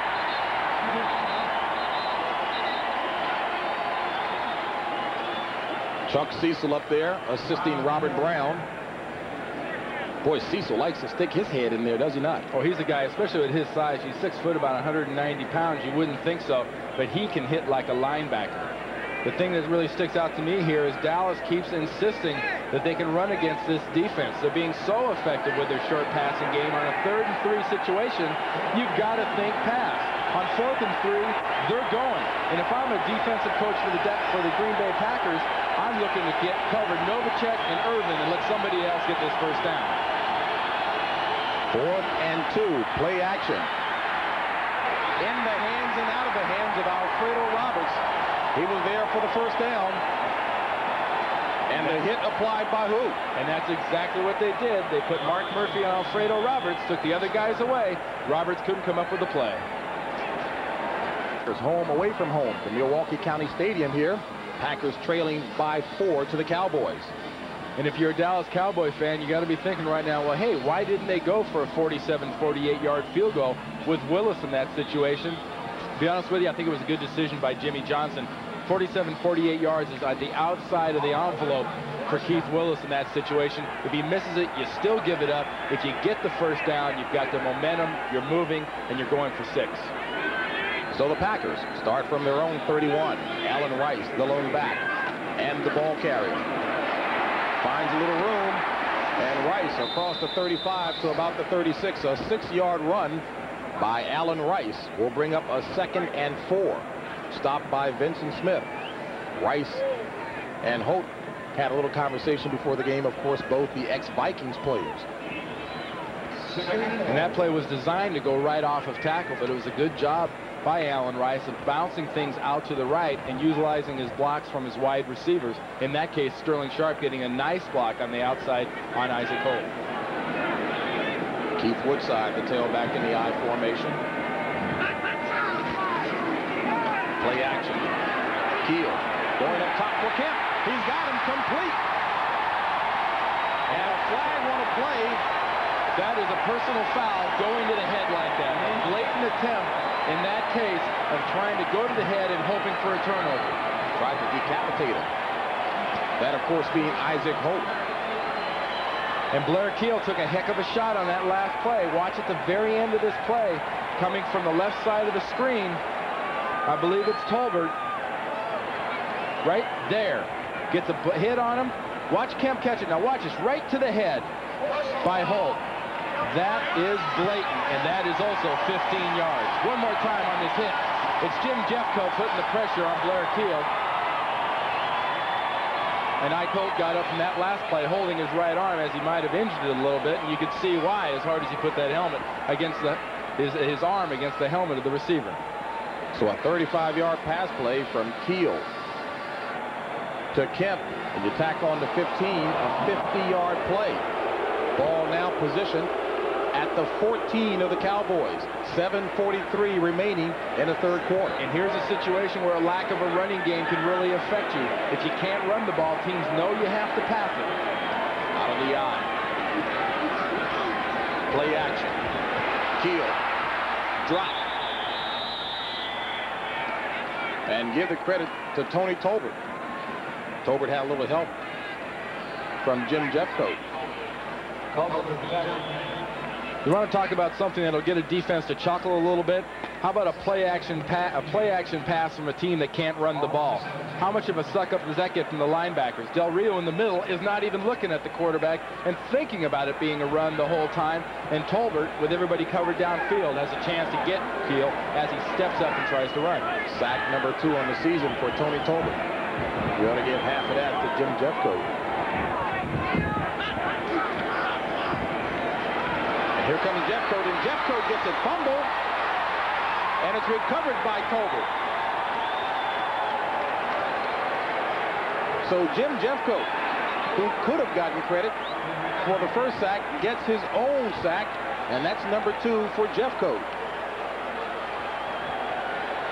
Blair Keel gets up slow, and rightfully so. He takes another vicious hit from Jeffcoat, who come all the way out here. Now watch, you can't see him getting double teamed. He got double teamed and still got through. The ball was clearly out before Keel got to the ground, and Tolbert alertly takes advantage of it.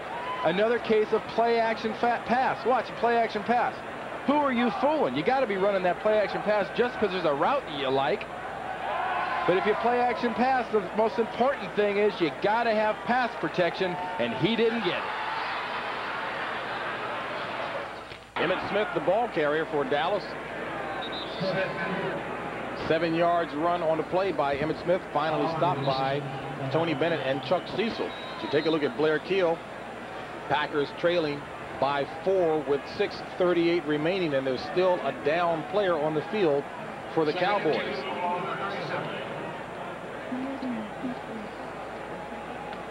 I can't see if it's Alfredo Roberts. It looks like Alfredo Roberts, the big tight end, 4th-year player out of Miami. This is attitude check time right now for the Green Bay Packers defense. They've played well against this Dallas Cowboy offense, but as their offense insists on putting them in position or after position after position after these turnovers, they've got 3. They're around the worst in the league as it was. Can they stay up to the strain and the stress of being tested against a quality offense like the Dallas Cowboys? And while the medical staff attends to Alfredo Roberts, we'll take a break. 37. Cowboys 2nd and 2 from their own 37. Pitch to Smith. Trying to juke. Doesn't work. Smith. And Smith maybe a yard on the play. Alfredo Roberts did walk off under his own power, so that's good news for the Cowboy fans. They're taping up that ankle because he got hit by somebody coming in from the inside as he was blocking on that first play. We'll take a look at this here. Here's Alfredo Roberts. Now watch, the contact will come right in here at his left ankle. Watch this. He's blocking. He's got the strain of his body, and right there, the whip comes right down there around his ankle and causes a little bit of a sprain. But he's up and seems okay. 3rd and 1 for the Cowboys. Novacek in motion. Aikman looking for Irvin all the way and has him for the first down. And is that Jerry Holmes? And there's now a Packer player down. A lot of that was the contact between Holmes and Irvin. Holmes very, very light. Hey, it can be dangerous in there, James, especially if you're a cornerback and you got guys at safety like Cecil and Murphy that like to light people up and hit them. You can sometimes be the recipient of the hit rather than the wide receiver when the two of you are coming across the middle there. Those safeties that like to hit, they'll hit anything that's moving, and unfortunately, if you're moving, you could be a victim. And Holmes at only 178 pounds, but he's been in the league 10 years. On the sidelines right now, and Vinnie Clark is in his place. You look at Jerry Holmes, 178 looks like what he would weigh with all that stuff on. With about 15, 20 pounds of pads, then you'd figure he weigh about 178. He's very frail. And a little dirt. There's Vinnie Clark, the rookie out of Ohio State, #1 draft pick for the Packers. Aikman on first down, throws it complete to Rob Awalt, and Awalt fumbles it out of bounds after getting the necessary yardage for the first down. And boy, there's a close game going on between Washington and Chicago. Let's get the particulars from Greg. All right, JB, at Soldier Field, you saw the score. This is how the Bears tightened it up. Neil Anderson leaps from a yard out, and with the extra point, the Bears have pulled to within 3. It's 10-7 Redskins as they begin the 4th. James? All right, Greg, and talk about smash mouth football. That's what you were talking about before when John Madden was talking about teams getting conservative in the red zone. That's Redskins and Chicago football. Well, if the run's not working for Chicago or Washington, they could always run it. And if that's not working, they'll probably run it. And if that doesn't work, if last resort, they'll send it to wide receiver. 2nd and 1, and Dallas runs it and gets the first down. Emmitt Smith. You know, I had no idea that Emmitt Smith was as vocal and as outgoing as he turned out to be last night, but a lot of that had to be because of his best friend. I'd say he might not have been, might not have been. He was not as outgoing when he got here until he met Michael Irvin. Michael Irvin and he, I mean, they should do a situation comedy at CBS with the M&M show. No doubt. Emmitt and Michael, it would be a gas. Randy, they were non-stop. Answered every question without having a question asked. Answered each other's questions before being asked. On 1st and 10, Aikman going up top. Completes to Novacek. Was he inbounds? Indeed he was. Novacek down inside the 15 for the big first down. And Jerry Holmes with a little assistance from Leroy Butler defending. 8 catches, 100 yards on the afternoon for Jay Novacek. And what they're doing with Novacek is once again, they're using him as a wide receiver. They're using him as a tight end. Here he comes out of the tight end position, immediately breaks for the sideline, and look what happens here. Just great concentration. He's looking for the ball. Jerry Holmes, the cornerback, never turned back to see if the ball was coming. A deserved break. Ball is marked at the 13 of Green Bay. 1st and 10. Aikman to Johnston, and Johnston maybe 2 yards on a play down to the 11. Boy, Aikman did a nice job of not panicking with the pressure being applied by Matt Brock. With the hits this guy's taken in the last three years, short of hitting him with a truck, you're not going to be able to make Troy Aikman flinch. But look at that shot Brock hits him with. He hits him right in the upper body, right around the face mask with a helmet, which jolts his head back. The one thing we heard all the players say about Troy Aikman in terms of improvement, Randy, was that he was more talkative this year. Well, in the huddle, I think as an offensive player, he's much more confident. As a football player, he's much more outgoing, and he's a leadership quarterback. He's very assertive. Smith going 2nd down. Smith inside the 5 before being up there. Fumble! Now, did the ground cause that one? If so, then it will still be Dallas ball. Let's take a look. We'll have to see that again. He was upended, and it appeared the ball came loose as he struck the ground. Well, it still looks like Dallas ball. Let's see it one more time. You'll be coming right at you. Watch him cut back. He sees his hole. Good blocking. Now watch him get upended right there. Yep, the ground caused that fumble. That ball came out after he struck the ground. Good call. So the ball is marked at the 4. Position 76.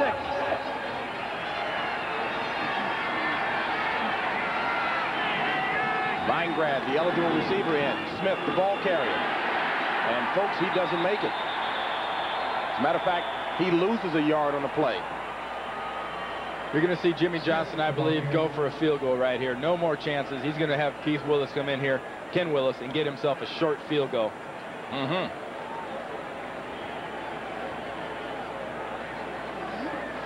Boy, that Green Bay run defense tops in the league, as you mentioned before, with an average of only 2.5 against it. I think deservedly so, and if you ask the Cowboy players after this game's over, no matter how it comes out, they will be very impressed with this defense, and they see some good ones. Washington, New York, Philadelphia. This has got to rank up there, right up with Indiana. So Willis attempting a 23-yarder. High snap, and it's good. So Ken Willis boots the Cowboys out in front by a touchdown. On the strength of that 23-yard field goal by Ken Willis, leads it by the score of 17-10. And the note on that scoring drive, Dallas took 5:44 off of the clock. 1:06 remaining in the third here. And Willis set to kick off. A line drive. And boy, talk about, is that a lineman's dream, Randy? Or a nightmare?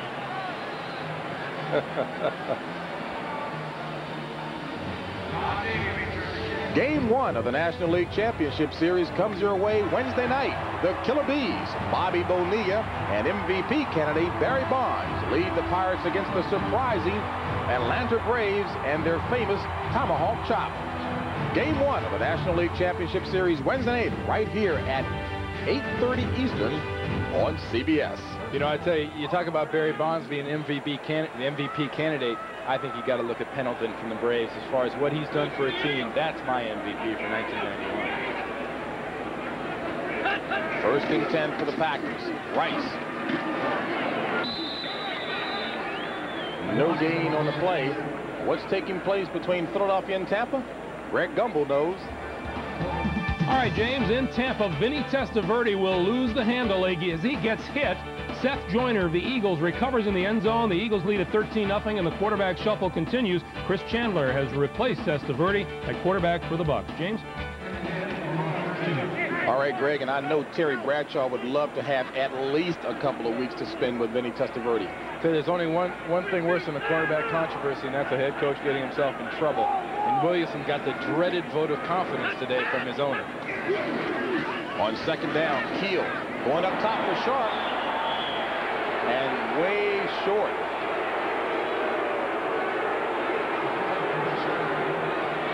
Well, there wasn't much that Blair Keel could do about that one right there.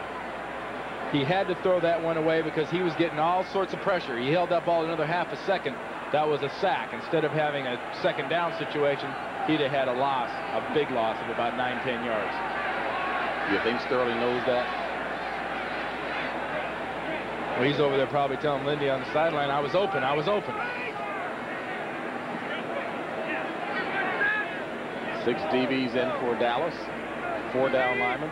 On third down, 3rd and 11 for the Pack. And Keel loses the handle on it, still gets rid of it, throws it too low in the direction of Jeff Query. And the fans letting Keel and the Packers know how they feel. The best addition for the Dallas Cowboys in 1991, without a doubt, has been Tony Casillas. They got him from Atlanta. He's a happy ball player working against Hallstrom. Hallstrom sees a blitz coming and just lets Casillas go. And if not for that infield where his footing was not good, I think Tony might have gotten home and gotten a sack on Blair Keel. Casillas, one happy camper with the Cowboys now as Paul McJulian on to punt for the Packers. Shepard waiting back. And Shepard fair catches it at about the 26. A 43-yard punt by Paul McJulian. And McJulian has been doing a pretty nice job since he's been up here in the league. First year in the league. Tried 6 years to latch on. Lindy Infante likes him a lot. What he would like more, Infante, that is, points on the board. And something he's got from McJulian that he hasn't gotten from any other punter here since he's been in Green Bay is some long-distance kicks. 50 yards plus. McJulian has specialized in those early this year in 91. 6 of them at 50 or longer. Specifically, as you take a look at Jimmy Johnson. 0-2 against the Packers, looking for his 3rd straight victory. Smith, the lone back, 1st and 10. Ball at the 26. This is Smith. And Smith looks to be tackled right at the 1st down marker. And that's the end of the 3rd quarter with the score. Dallas 17, Green Bay 10. Our coverage will continue after this message. Start of the 4th quarter here at Milwaukee County Stadium. A 17-10 ball game. Cowboys on top. And the Cowboys have controlled this 3rd quarter as they controlled the 1st half. Look at that time of possession. That is incredible. If not for a very poor special team play, we're looking at 17-3. We're not looking at 17-10. So Dallas needs to keep doing what they've been doing, trying the running game, getting Novacek, getting Johnston, getting Smith on the short swings, and forcing Green Bay to stop those guys. 1st and 10 from the 36. Smith. A blast up the middle by Emmitt Smith, stopped by Johnny Holland. 9 yards picked up by Emmitt Smith, and Smith trying to run hard toward that 100-yard mark. He's got 75 on the afternoon. A carry, 23 carries by Emmitt Smith. And when he carries 20 times plus, like you saw on that last graphic, the Cowboys are 7-0. Well, if stats are right, stats are for losers, right? On second down, Smith has the first down by a bunch. Smith carries. So Emmitt Smith Scott Steele with the tackle. just adds, First down, Cowboys. oh, let's call it another 6 yards to that. He's got 81 on the afternoon. And what we're seeing right now is that NFC East style of football. It would appear the Dallas Cowboys are blasting this way with their blockers. The holes are opening up right here for Emmitt Smith to come through, and they're starting to wear the Packers defense down. The Packers need to get a second breath. They're not getting off the blocks as crisply and as effectively as they were in the first half. Ball at the 47 of Green Bay. 1st and 10 for the Cowboys out of the eye. The pitch to Smith. And Smith nowhere to go that time. As a matter of fact, he lost 2 on that. On that particular play, too, James, Green Bay came up with an 8 to 9 man front and told Dallas, I'm sorry, that time he ain't running. And I don't care how good a running back you are or how good an offensive line blocking you are for the run, you are not going to run when there's 8 or 9 guys up. And a Dallas player still down on the field on his hands and knees. It looks to be big Nate Newton. And Nate, when we were talking about cautiously confident coming into the game, he was one of the guys who said he wanted this game badly, as well as a few more, thinking he's played in the league a long time. He's only a 6th-year player, but he says, hey, that's really 9 because of my couple of years in the USFL. Well, he says I got my 6 years with the Cowboys and a couple of years in the USFL. He goes, but these Jimmy Johnson training camps take a lot of years off you. Do they wear you down? And now we're going to get a chance to look at the big rookie, Eric Williams, out of Central State, 6'6", 320 pounds. Look at Nate. Nate's testing either that right ankle or that right knee. That right knee, yeah. He's trying to make sure he hasn't done much damage. Very gingerly walking on that. And you talk about the big rookie coming in his place. Newt at 6'3", listed at 322. That 79 is getting stressed out across the back of that jersey. That's a big fella right there, Big Williams. But this could be a critical loss for the Dallas Cowboys if Nate Newton is hurt and misses significant time, because they don't want to have a rookie in there in front of Emmitt Smith. Emmitt Smith has been getting a lot of fine blocking from this man, Nate Newton, who is having a Pro Bowl type of year in front of his great running back. And Newton was just talking about how for the first time in a long time they've had that line together from training camp through the season.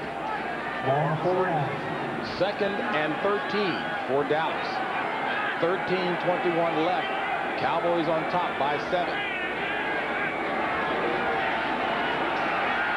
Quick out to Smith.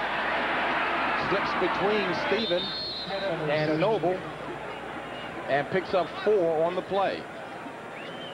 Cowboys coach Jimmy Johnson told us about his big rookie Williams. If he does one thing well, that's pass block right now at this point. He's got good quick feet, good hands. Brock tries a spin move on him, but Williams stays with him just long enough. If I'm the Dallas Cowboys, I'm thinking 3 to 5 step drop. I don't want to get caught in too many 3rd and real long like this, because that means 7-step drop, and that means a short corner if Williams gets beat.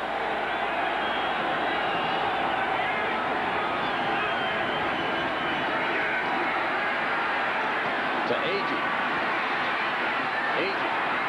Not enough. He's about 4 yards shy. Johnny Holland tripped him up. So Mike Saxon will come on to punt for the Cowboys. And the Packers decided, hey, we got a rookie here. We got an inexperienced player. Let's give him a stunt. Let's see how he handles the stunt. He's got Bryce Pop working against him. He goes in, he stuffs Pop, stays with him. Good job. Big guy's dancing well playing next to Big John Giesick, number 63 at right guard. Well, Jimmy Johnson said we would see Eric Williams a lot today anyway. Oh, he wanted to get him some playing time. He realizes this is one of my linemen of the future. Saxon on to punt. Sikahema back to receive, waiting at his own 10. And a nice one by Saxon. Can he keep it back in bounds? No. Takes a Green Bay roll. So the Packers will operate from their own 20, 11:37 remaining. Game summary. Randy, the most important ones there, the turnovers by Green Bay and what Dallas has done with those turnovers. They've gotten 14 points off them. with Ray Horton's interception return. That was a critical error, but Green Bay's got to do something right now. Green Bay has got to say, whether it's running or whether it's throwing, we've got to get this ball down the field. We're in this ball game. We're by no means have we limited ourselves in spite of our turnovers, in spite of the fact we haven't had the ball very much. We are in this game. We've got a chance to go right down the field and tie it up. You know, one thing that sticks out to me, as much as Green Bay has been battered about the lack of a running game, Dallas, although being stuffed a number of times by Green Bay's defense, it's the commitment to the run that they're showing. A lot of it's attitude. We talked about that earlier, James. Offensive linemen need the opportunity. They've got to have an attitude. Like a defensive lineman has an attitude, so does an offensive lineman. He's got to be half mad most of the time. 1st and 10, Keel on the handoff. And Rice getting up near the 24. And Randy, we talked about those turnovers and how the Cowboys have capitalized. Boy, Ray Horton did a nice job. Ray Horton right here. We talked about his read on Blair Keel. Blair Keel comes back, and he gets this read. Watch him break on the ball before the pass is ever thrown. Right now, he's moving. He was watching Blair Keel. Blair Keel gave his location away, and Horton made him pay for it.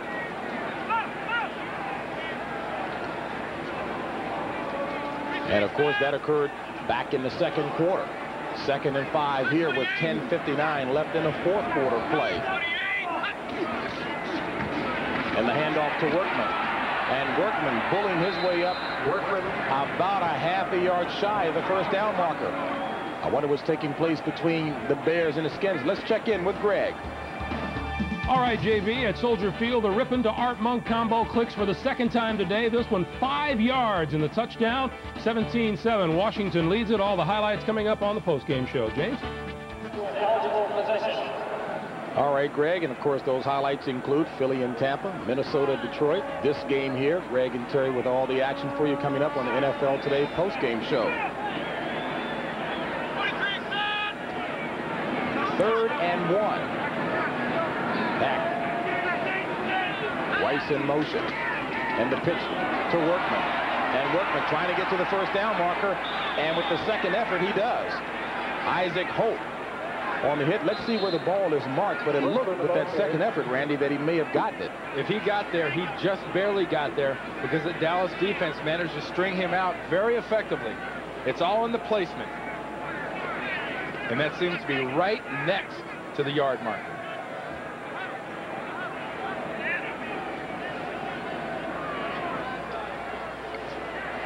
And it is a 1st down for the Packers.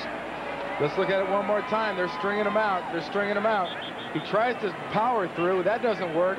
Ike Holt gets sloughed off. And right there with that little extra effort after his contact with Holt, Workman got that 1st down all by himself. 1st down. We talked Willie Pete there with his running back. And we talked about the time of possession. Look at this difference. There's 14, 15 minutes in time of possession and a 20-play difference in number of plays run. 9:47 left. Dallas on top, 17-10. Rice, the lone back. Keel looking for Sharp. Nearly intercepted by the rookie Larry Brown out of TCU. And Larry Brown certainly had a lot of words of praise about him coming from Jimmy Johnson. He said if, in fact, any team tries to test him, he thinks he'll come through with a big play. I talked to Dave Wanstead, too, before the game, James, and he was telling me all this guy has done coming in as a rookie, he makes interceptions in scrimmages, he makes interceptions in passes, he's made plenty of big plays.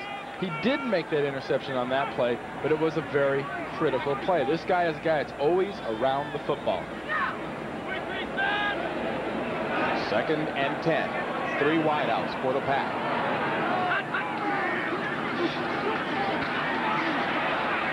Looking for Sharp again. And boy, Keel and Sharp definitely not on the same page today. Larry Brown right on top of Sharp again. That ball was badly overthrown, and luckily for Sharp. I'm sure he would like to have a chance to go for this one. But if Blair Keel would have put this one in and would have had it right on the numbers to Sterling Sharp, it might have been an interception for Brown, number 24, because he had every chance in the world to step in front of that one if it's on time.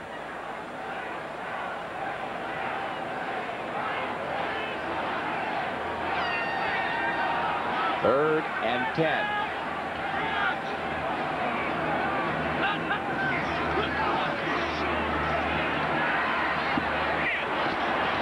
incomplete. Intended receiver Charles Wilson, and guess who was shadowing him again? Larry Brown. Well, the Green Bay Packers are perhaps finding out why teams have been testing Isaac Holt, why they've been going to the other side of the defense so much. This is a very good rookie, and we're in that number 24 that I believe Everson Walls wore here with the Dallas Cowboys, another gentleman that enjoyed a very successful rookie season.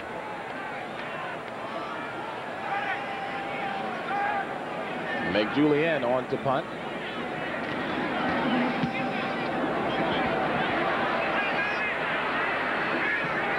And it takes a Green Bay bounce and heads out of bounds at about the 30. So it'll be Cowboys ball when we come back. The team has come close the last 2 weeks, losing the last 2 ball games by 5. Packers trailing the Cowboys by 7 right now with 9:18 left in the game. Oh, and Dallas all over him in stats, but like James said, this game is still very close.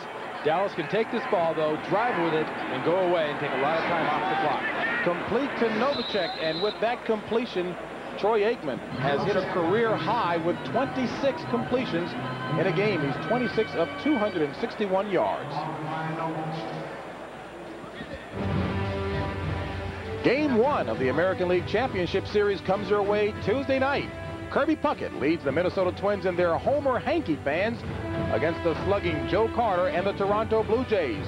Game 1 of the American League Championship Series Tuesday night at 8:30 Eastern right here on CBS.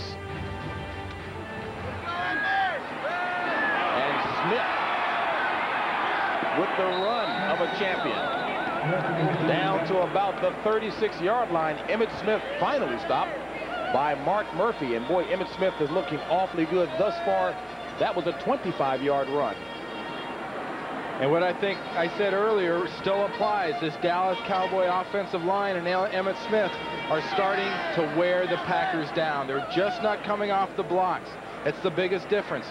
Earlier in this game, the interior guys, the defensive linemen, and the inside linebackers had bounced off those blocks. Dallas has had the ball so much longer, they've had the opportunity just to wear them down. Ball at the 36 of Green Bay, and this is Emmitt Smith again. And Smith ahead for a couple. Emmitt Smith with 106 yards on the afternoon. And Randy, if he keeps up at that pace, he's going to eclipse Tony Dorsett's single-season record. He's got a chance. He's going to be the featured player. Like yesterday when we were talking to Michael Irvin. He says, no, you figure you got 50, 60 plays in the game, right? I said, yeah. He goes, well, this little guy here is going to get at least 25, 30 times. So I've got to ask the coaches, can I have it 5, maybe 10 times with the rest of those things that are left? Because you know Emmitt's going to touch it a lot. Today, he's touched it 30-plus with 27 carries. 2nd and 8. Aikman gets rid of it under pressure from Sean Patterson and Bryce Pott. And is that a flag? Down at about the 16-yard line. A little holding or contact back there in the defensive backfield. And the call is holding against the Green Bay Packers.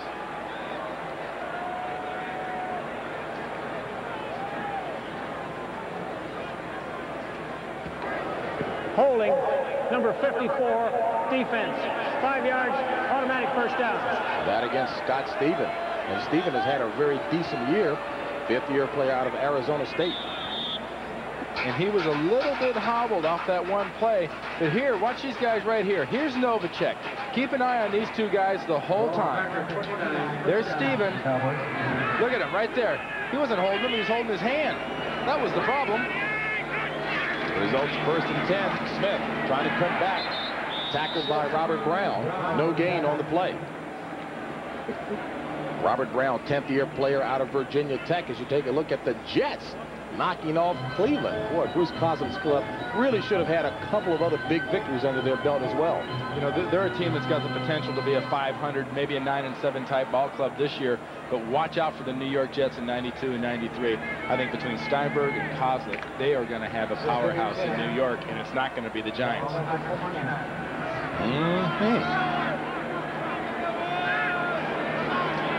On 2nd down, ball at the 29 of Green Bay.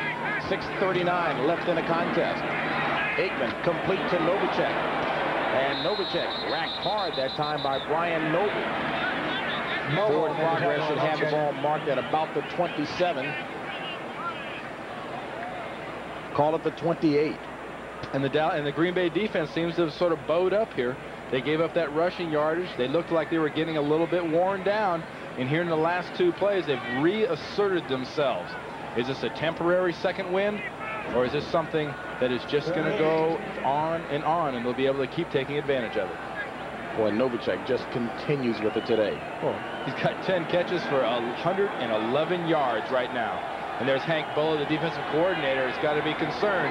Right now, you find Novacek and you find Irvin. Third down play. Patterson all over top of Aikman, who finds Irvin. And Irvin knocked down by Leroy Butler, 3 yards shy of the first down marker. Nice tackle by Leroy Butler. And the Cowboys are well within field goal range right now where the ball is. You're looking at about a 39-yarder for Ken Willis. So Willis, the second-year player out of Kentucky, comes on to attempt to make it a 20-10 ball game. And as Randy says, this will make a 39-yard field goal attempt.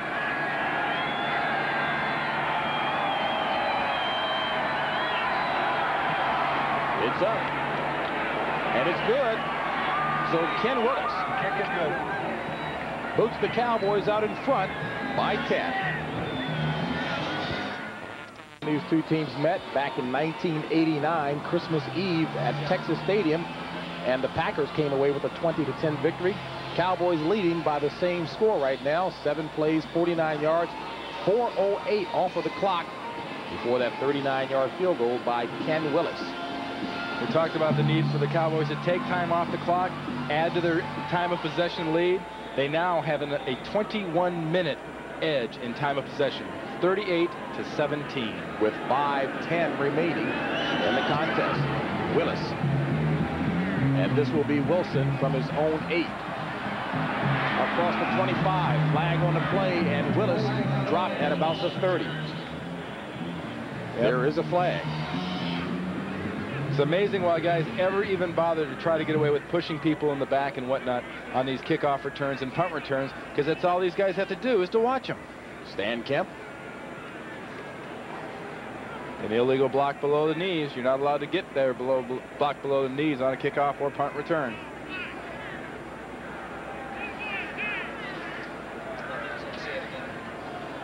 Tonight on CBS begins with 60 Minutes with a profile on outrageous radio personality Rush Limbaugh. Following 60 Minutes are Murder, She Wrote and the CBS Sunday movie Fire in the Dark. It's all coming up tonight right here on CBS. And there's no mystery here going into this possession for the Green Bay Packers what they're going to do.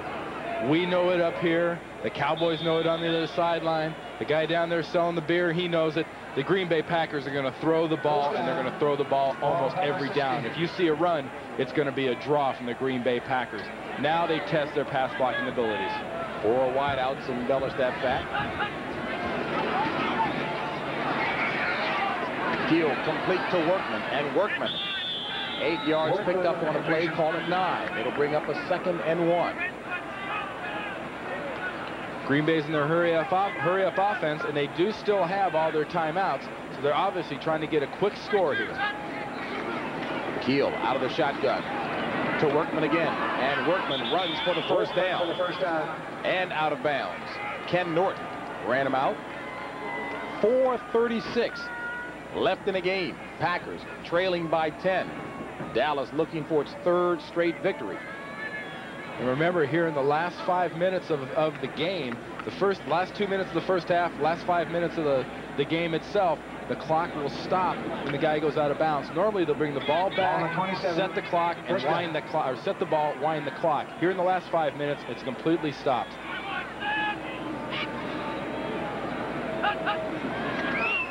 On first down, Keel to Sharp for another first down, and Sharp runs out of bounds at midfield. Sterling Sharp told us yesterday, or Friday, I'm getting used to being used kind of like in this pattern. They'll throw me one ball in the first quarter, Then you won't see me much at all in the second and third quarter. But when things get important and they need a reception, they're going to come back to me because they know I can get it for them. And it's just what he does right now. Hendricks is trying to put a little man coverage and stay tight. And he doesn't even put a near tackle on Sterling. Ball at the 47 of Dallas. Keel to Wilson. Complete inside the 40. Call it the 39 of Dallas. And the clock continues to wind. 4:16. And if you're a Packer fan, you got to wonder where was this offense for the first 3 quarters, the way they're effectively moving this ball down the field with the pass. On second and about 2 to Workman. Workman trying to get to the first down marker. He does. And a flag on a play as Workman gets inside the 25. That's going to be a hold or a clip downfield on a blocker. One of the wide receivers down there trying to do something good, I think did something wrong. And you're right.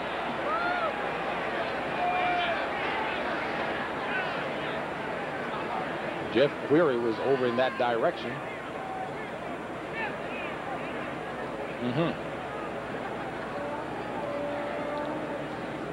Another example of a critical error at a very bad time for the Green Bay Packers.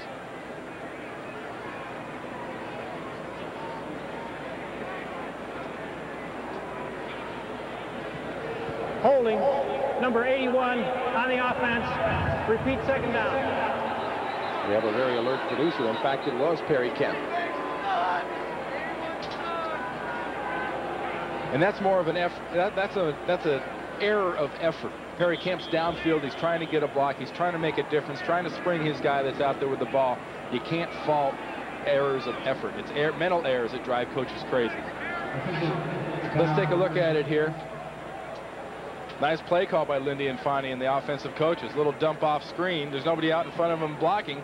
Look at the move he puts on Williams here. Puts a little quiver to him, and then he freezes. There's Kemp right there. What he was doing that he called, that referee, the official on the sideline called, Kemp had his hands outside on the shoulder pads of Isaac Holt. Did not have his hands inside the plane of the receiver. And as you take a look at the referee marking it near the first down marker, they mark it off from the point of the infraction. And that's why it's so close to the first down marker there. Randy, you were saying, I guess the fans are asking the question, why not this offense earlier? And Blair Keel indicated to us that he actually seems to operate better in stressful situations, given he's so accustomed to coming off of the bench. Well, he said normally I come in, we're behind, and we're running this type of an offense. This is what I'm used to. Well, maybe the Green Bay Packers, with Don Mikowski signaling into Blair Keel there and Lindy and Fonnie next to him, ought to think about using the no huddle, because their no huddle here efforts are really being effective with Blair Keel here at quarterback. They can run out of this formation, little handoffs just like Buffalo does, but they're really using this effectively. And they have not done this all day long. Second and about a half yard. For the first down to Workman, and Workman inside the 20, pushed out of bounds inside the 15 by Isaac Holt. 3:51 left. A 19-yard play for the Packers. And that is plenty of time. Where the ball is right now on about the 14-yard line. They get a score in here inside of 3 minutes left in this half. I think we got a ball game on our hands here, Jane. Blair Keel, the top-rated quarterback in the country, coming out of high school. Hasn't been able to duplicate near that success in the pros. First and 10 from the 13 of the Cowboys.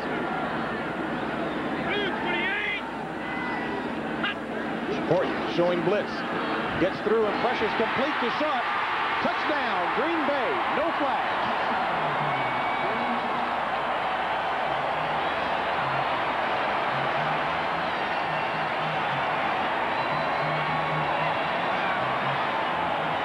And Sterling Sharp with that touchdown reception, #1 of the year for Sterling Sharp. And how sweet it is. You saw a little hand celebration on the sideline between Sterling Sharp and another Green Bay Packer player.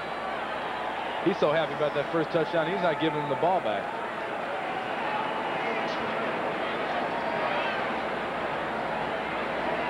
Blair Keel will hold for Chris Jackie here for the extra point.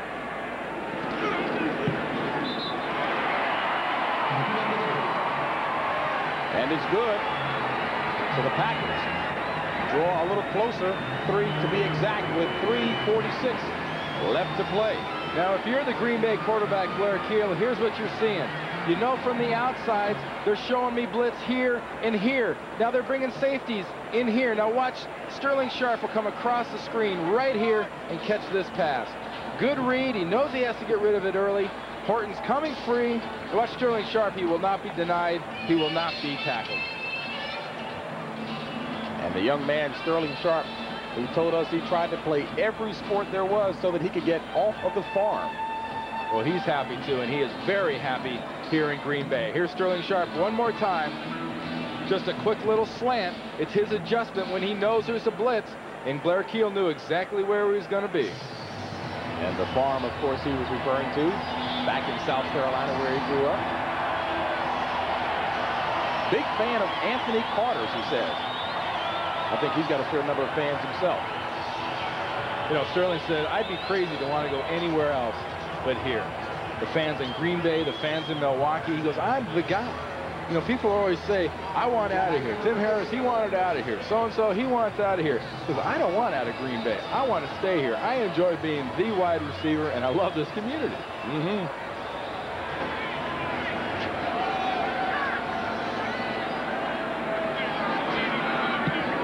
Jackie with the line. From the 10, Shepard. And Shepard diving ahead across the 25 for about the 27. Kurt Larson on the stop.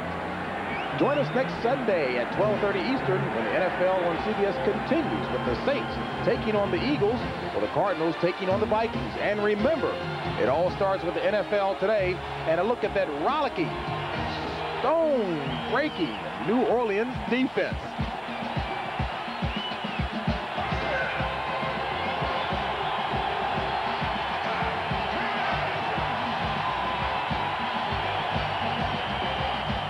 All of that next Sunday on the NFL Today, right here on CBS. Aikman on first down to Emmitt Smith, and Smith trying a spin move. Stopped at about the 28 by Scott Stevens. And this crowd in Milwaukee knows they got to get on their feet and they got to help their Packers. As Green Bay calls timeout, their first, leaving them with 2. The Cowboys have 3. 3:29 left. Lindy Infante's squad trailing by 3. Plenty of time. Now is the time for the Green Bay Packers. They did it on the last possession. They seem to get down there in the red zone and bow up. They can't afford to wait that long now. They've got 2 more downs. They cannot let Dallas get a first down here. If Dallas gets a first down, they're going to win this ball game.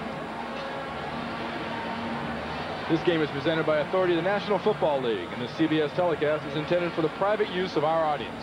Any rebroadcast or other use of this telecast without the express written consent of CBS and the National Football League is prohibited. And today's game was produced by Bob Monsbach and directed by Kathy Barretto. Ably assisted by Suzanne Smith and Harry Wagner. Jimmy Johnson looking on. A second down situation for the Cowboys. Comes the blitz.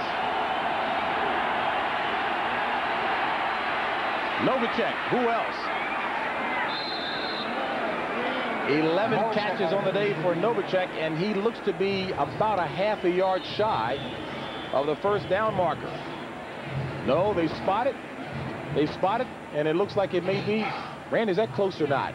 It's got to be real close. I'd be surprised if they don't measure this one and bring in chains. But Green Bay's burned off their second time out, leaving them with just 1 right now.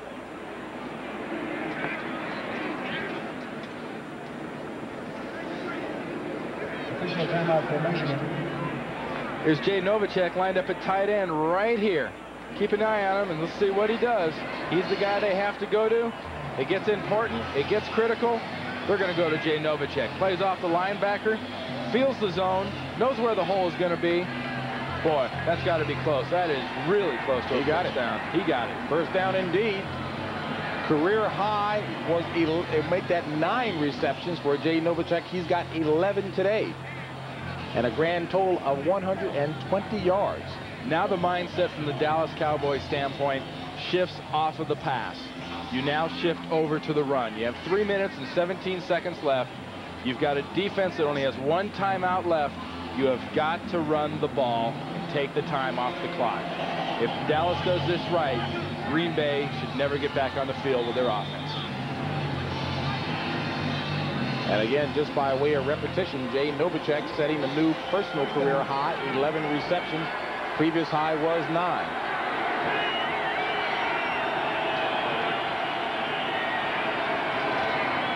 Smith on first down.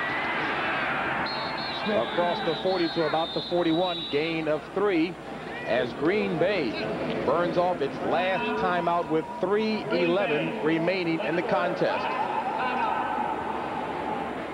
Live from Milwaukee County Stadium, the home away from home for the Green Bay Packers. 56,000 on hand, and the Packers trailing the Cowboys by 3. Dallas, full complement of timeouts remaining. The Packers, none. Like you said, James, 3 minutes and 11 seconds remaining. Green Bay has no timeouts. The clock will not stop again until the 2-minute point. And don't expect Dallas, once it gets into a very long third down position, to put this ball in the air. And hey, if they do put it in the air, I'll give you 3 guesses who they're going to throw it to. And if they can't cover Jay Novacek knowing they're going to throw it to him, you know. Well, as we mentioned before, Aikman certainly has the ability and the penchant for spreading the ball around without any trouble.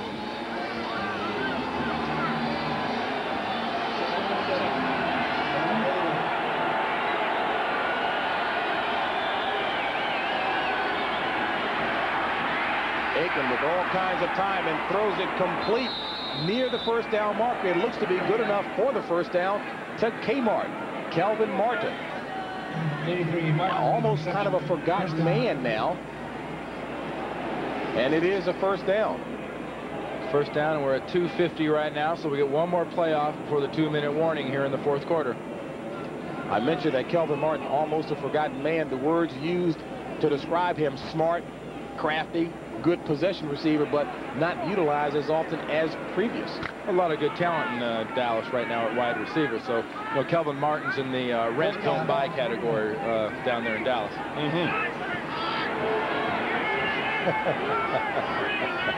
Out of the I formation, 1st and 10. Smith. And Smith with a good hard run up to about the 45, and he certainly is in the buy category. And he's definitely in the buy category, and right now Green Bay has lost control of this football game. If they are to stay, if they have a chance to win this, Dallas is going to have to make a critical error, and Dallas and the Dallas Cowboys and Jimmy Johnson have proven this year they have the ability to take a ball, go away and hide, and take a win. Infante staring at another close one that his Packers are involved in. He has no timeouts remaining. Dallas with the ball at the 46 of the Packers. And coming up next, it's the NFL Today post-game show. Greg and Terry will have all the scores, highlights, and latest information from around the league.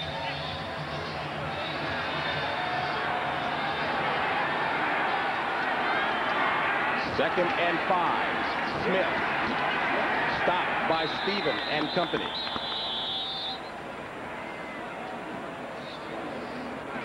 And we're looking at 3rd and 5 coming up here, and this is a very big play in this game. This is the play so far, because this is going to give Green Bay an opportunity to get the football back for their offense. And Brian Noble is down on the field, and he's holding that left knee. Those more cold-hearted individuals in this world would look at a situation like this and say possibly it's a fake injury, going for a timeout, trying to get the clock stopped. Reminiscent of when Buddy Ryan was in Philadelphia and pulled the play. As a matter of fact, he even had a cart come on the field to get, I believe it was Andre Waters, if I'm not mistaken. But in that situation, when you get a huge pile like that, injuries happen all the time to guys when they get inside.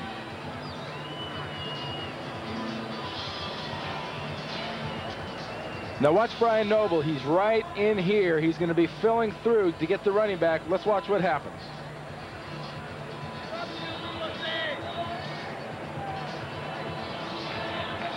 If anything happened to Brian, it had to happen early. Maybe it was in a leg whip, something that made him fall like that, but he's in obvious pain.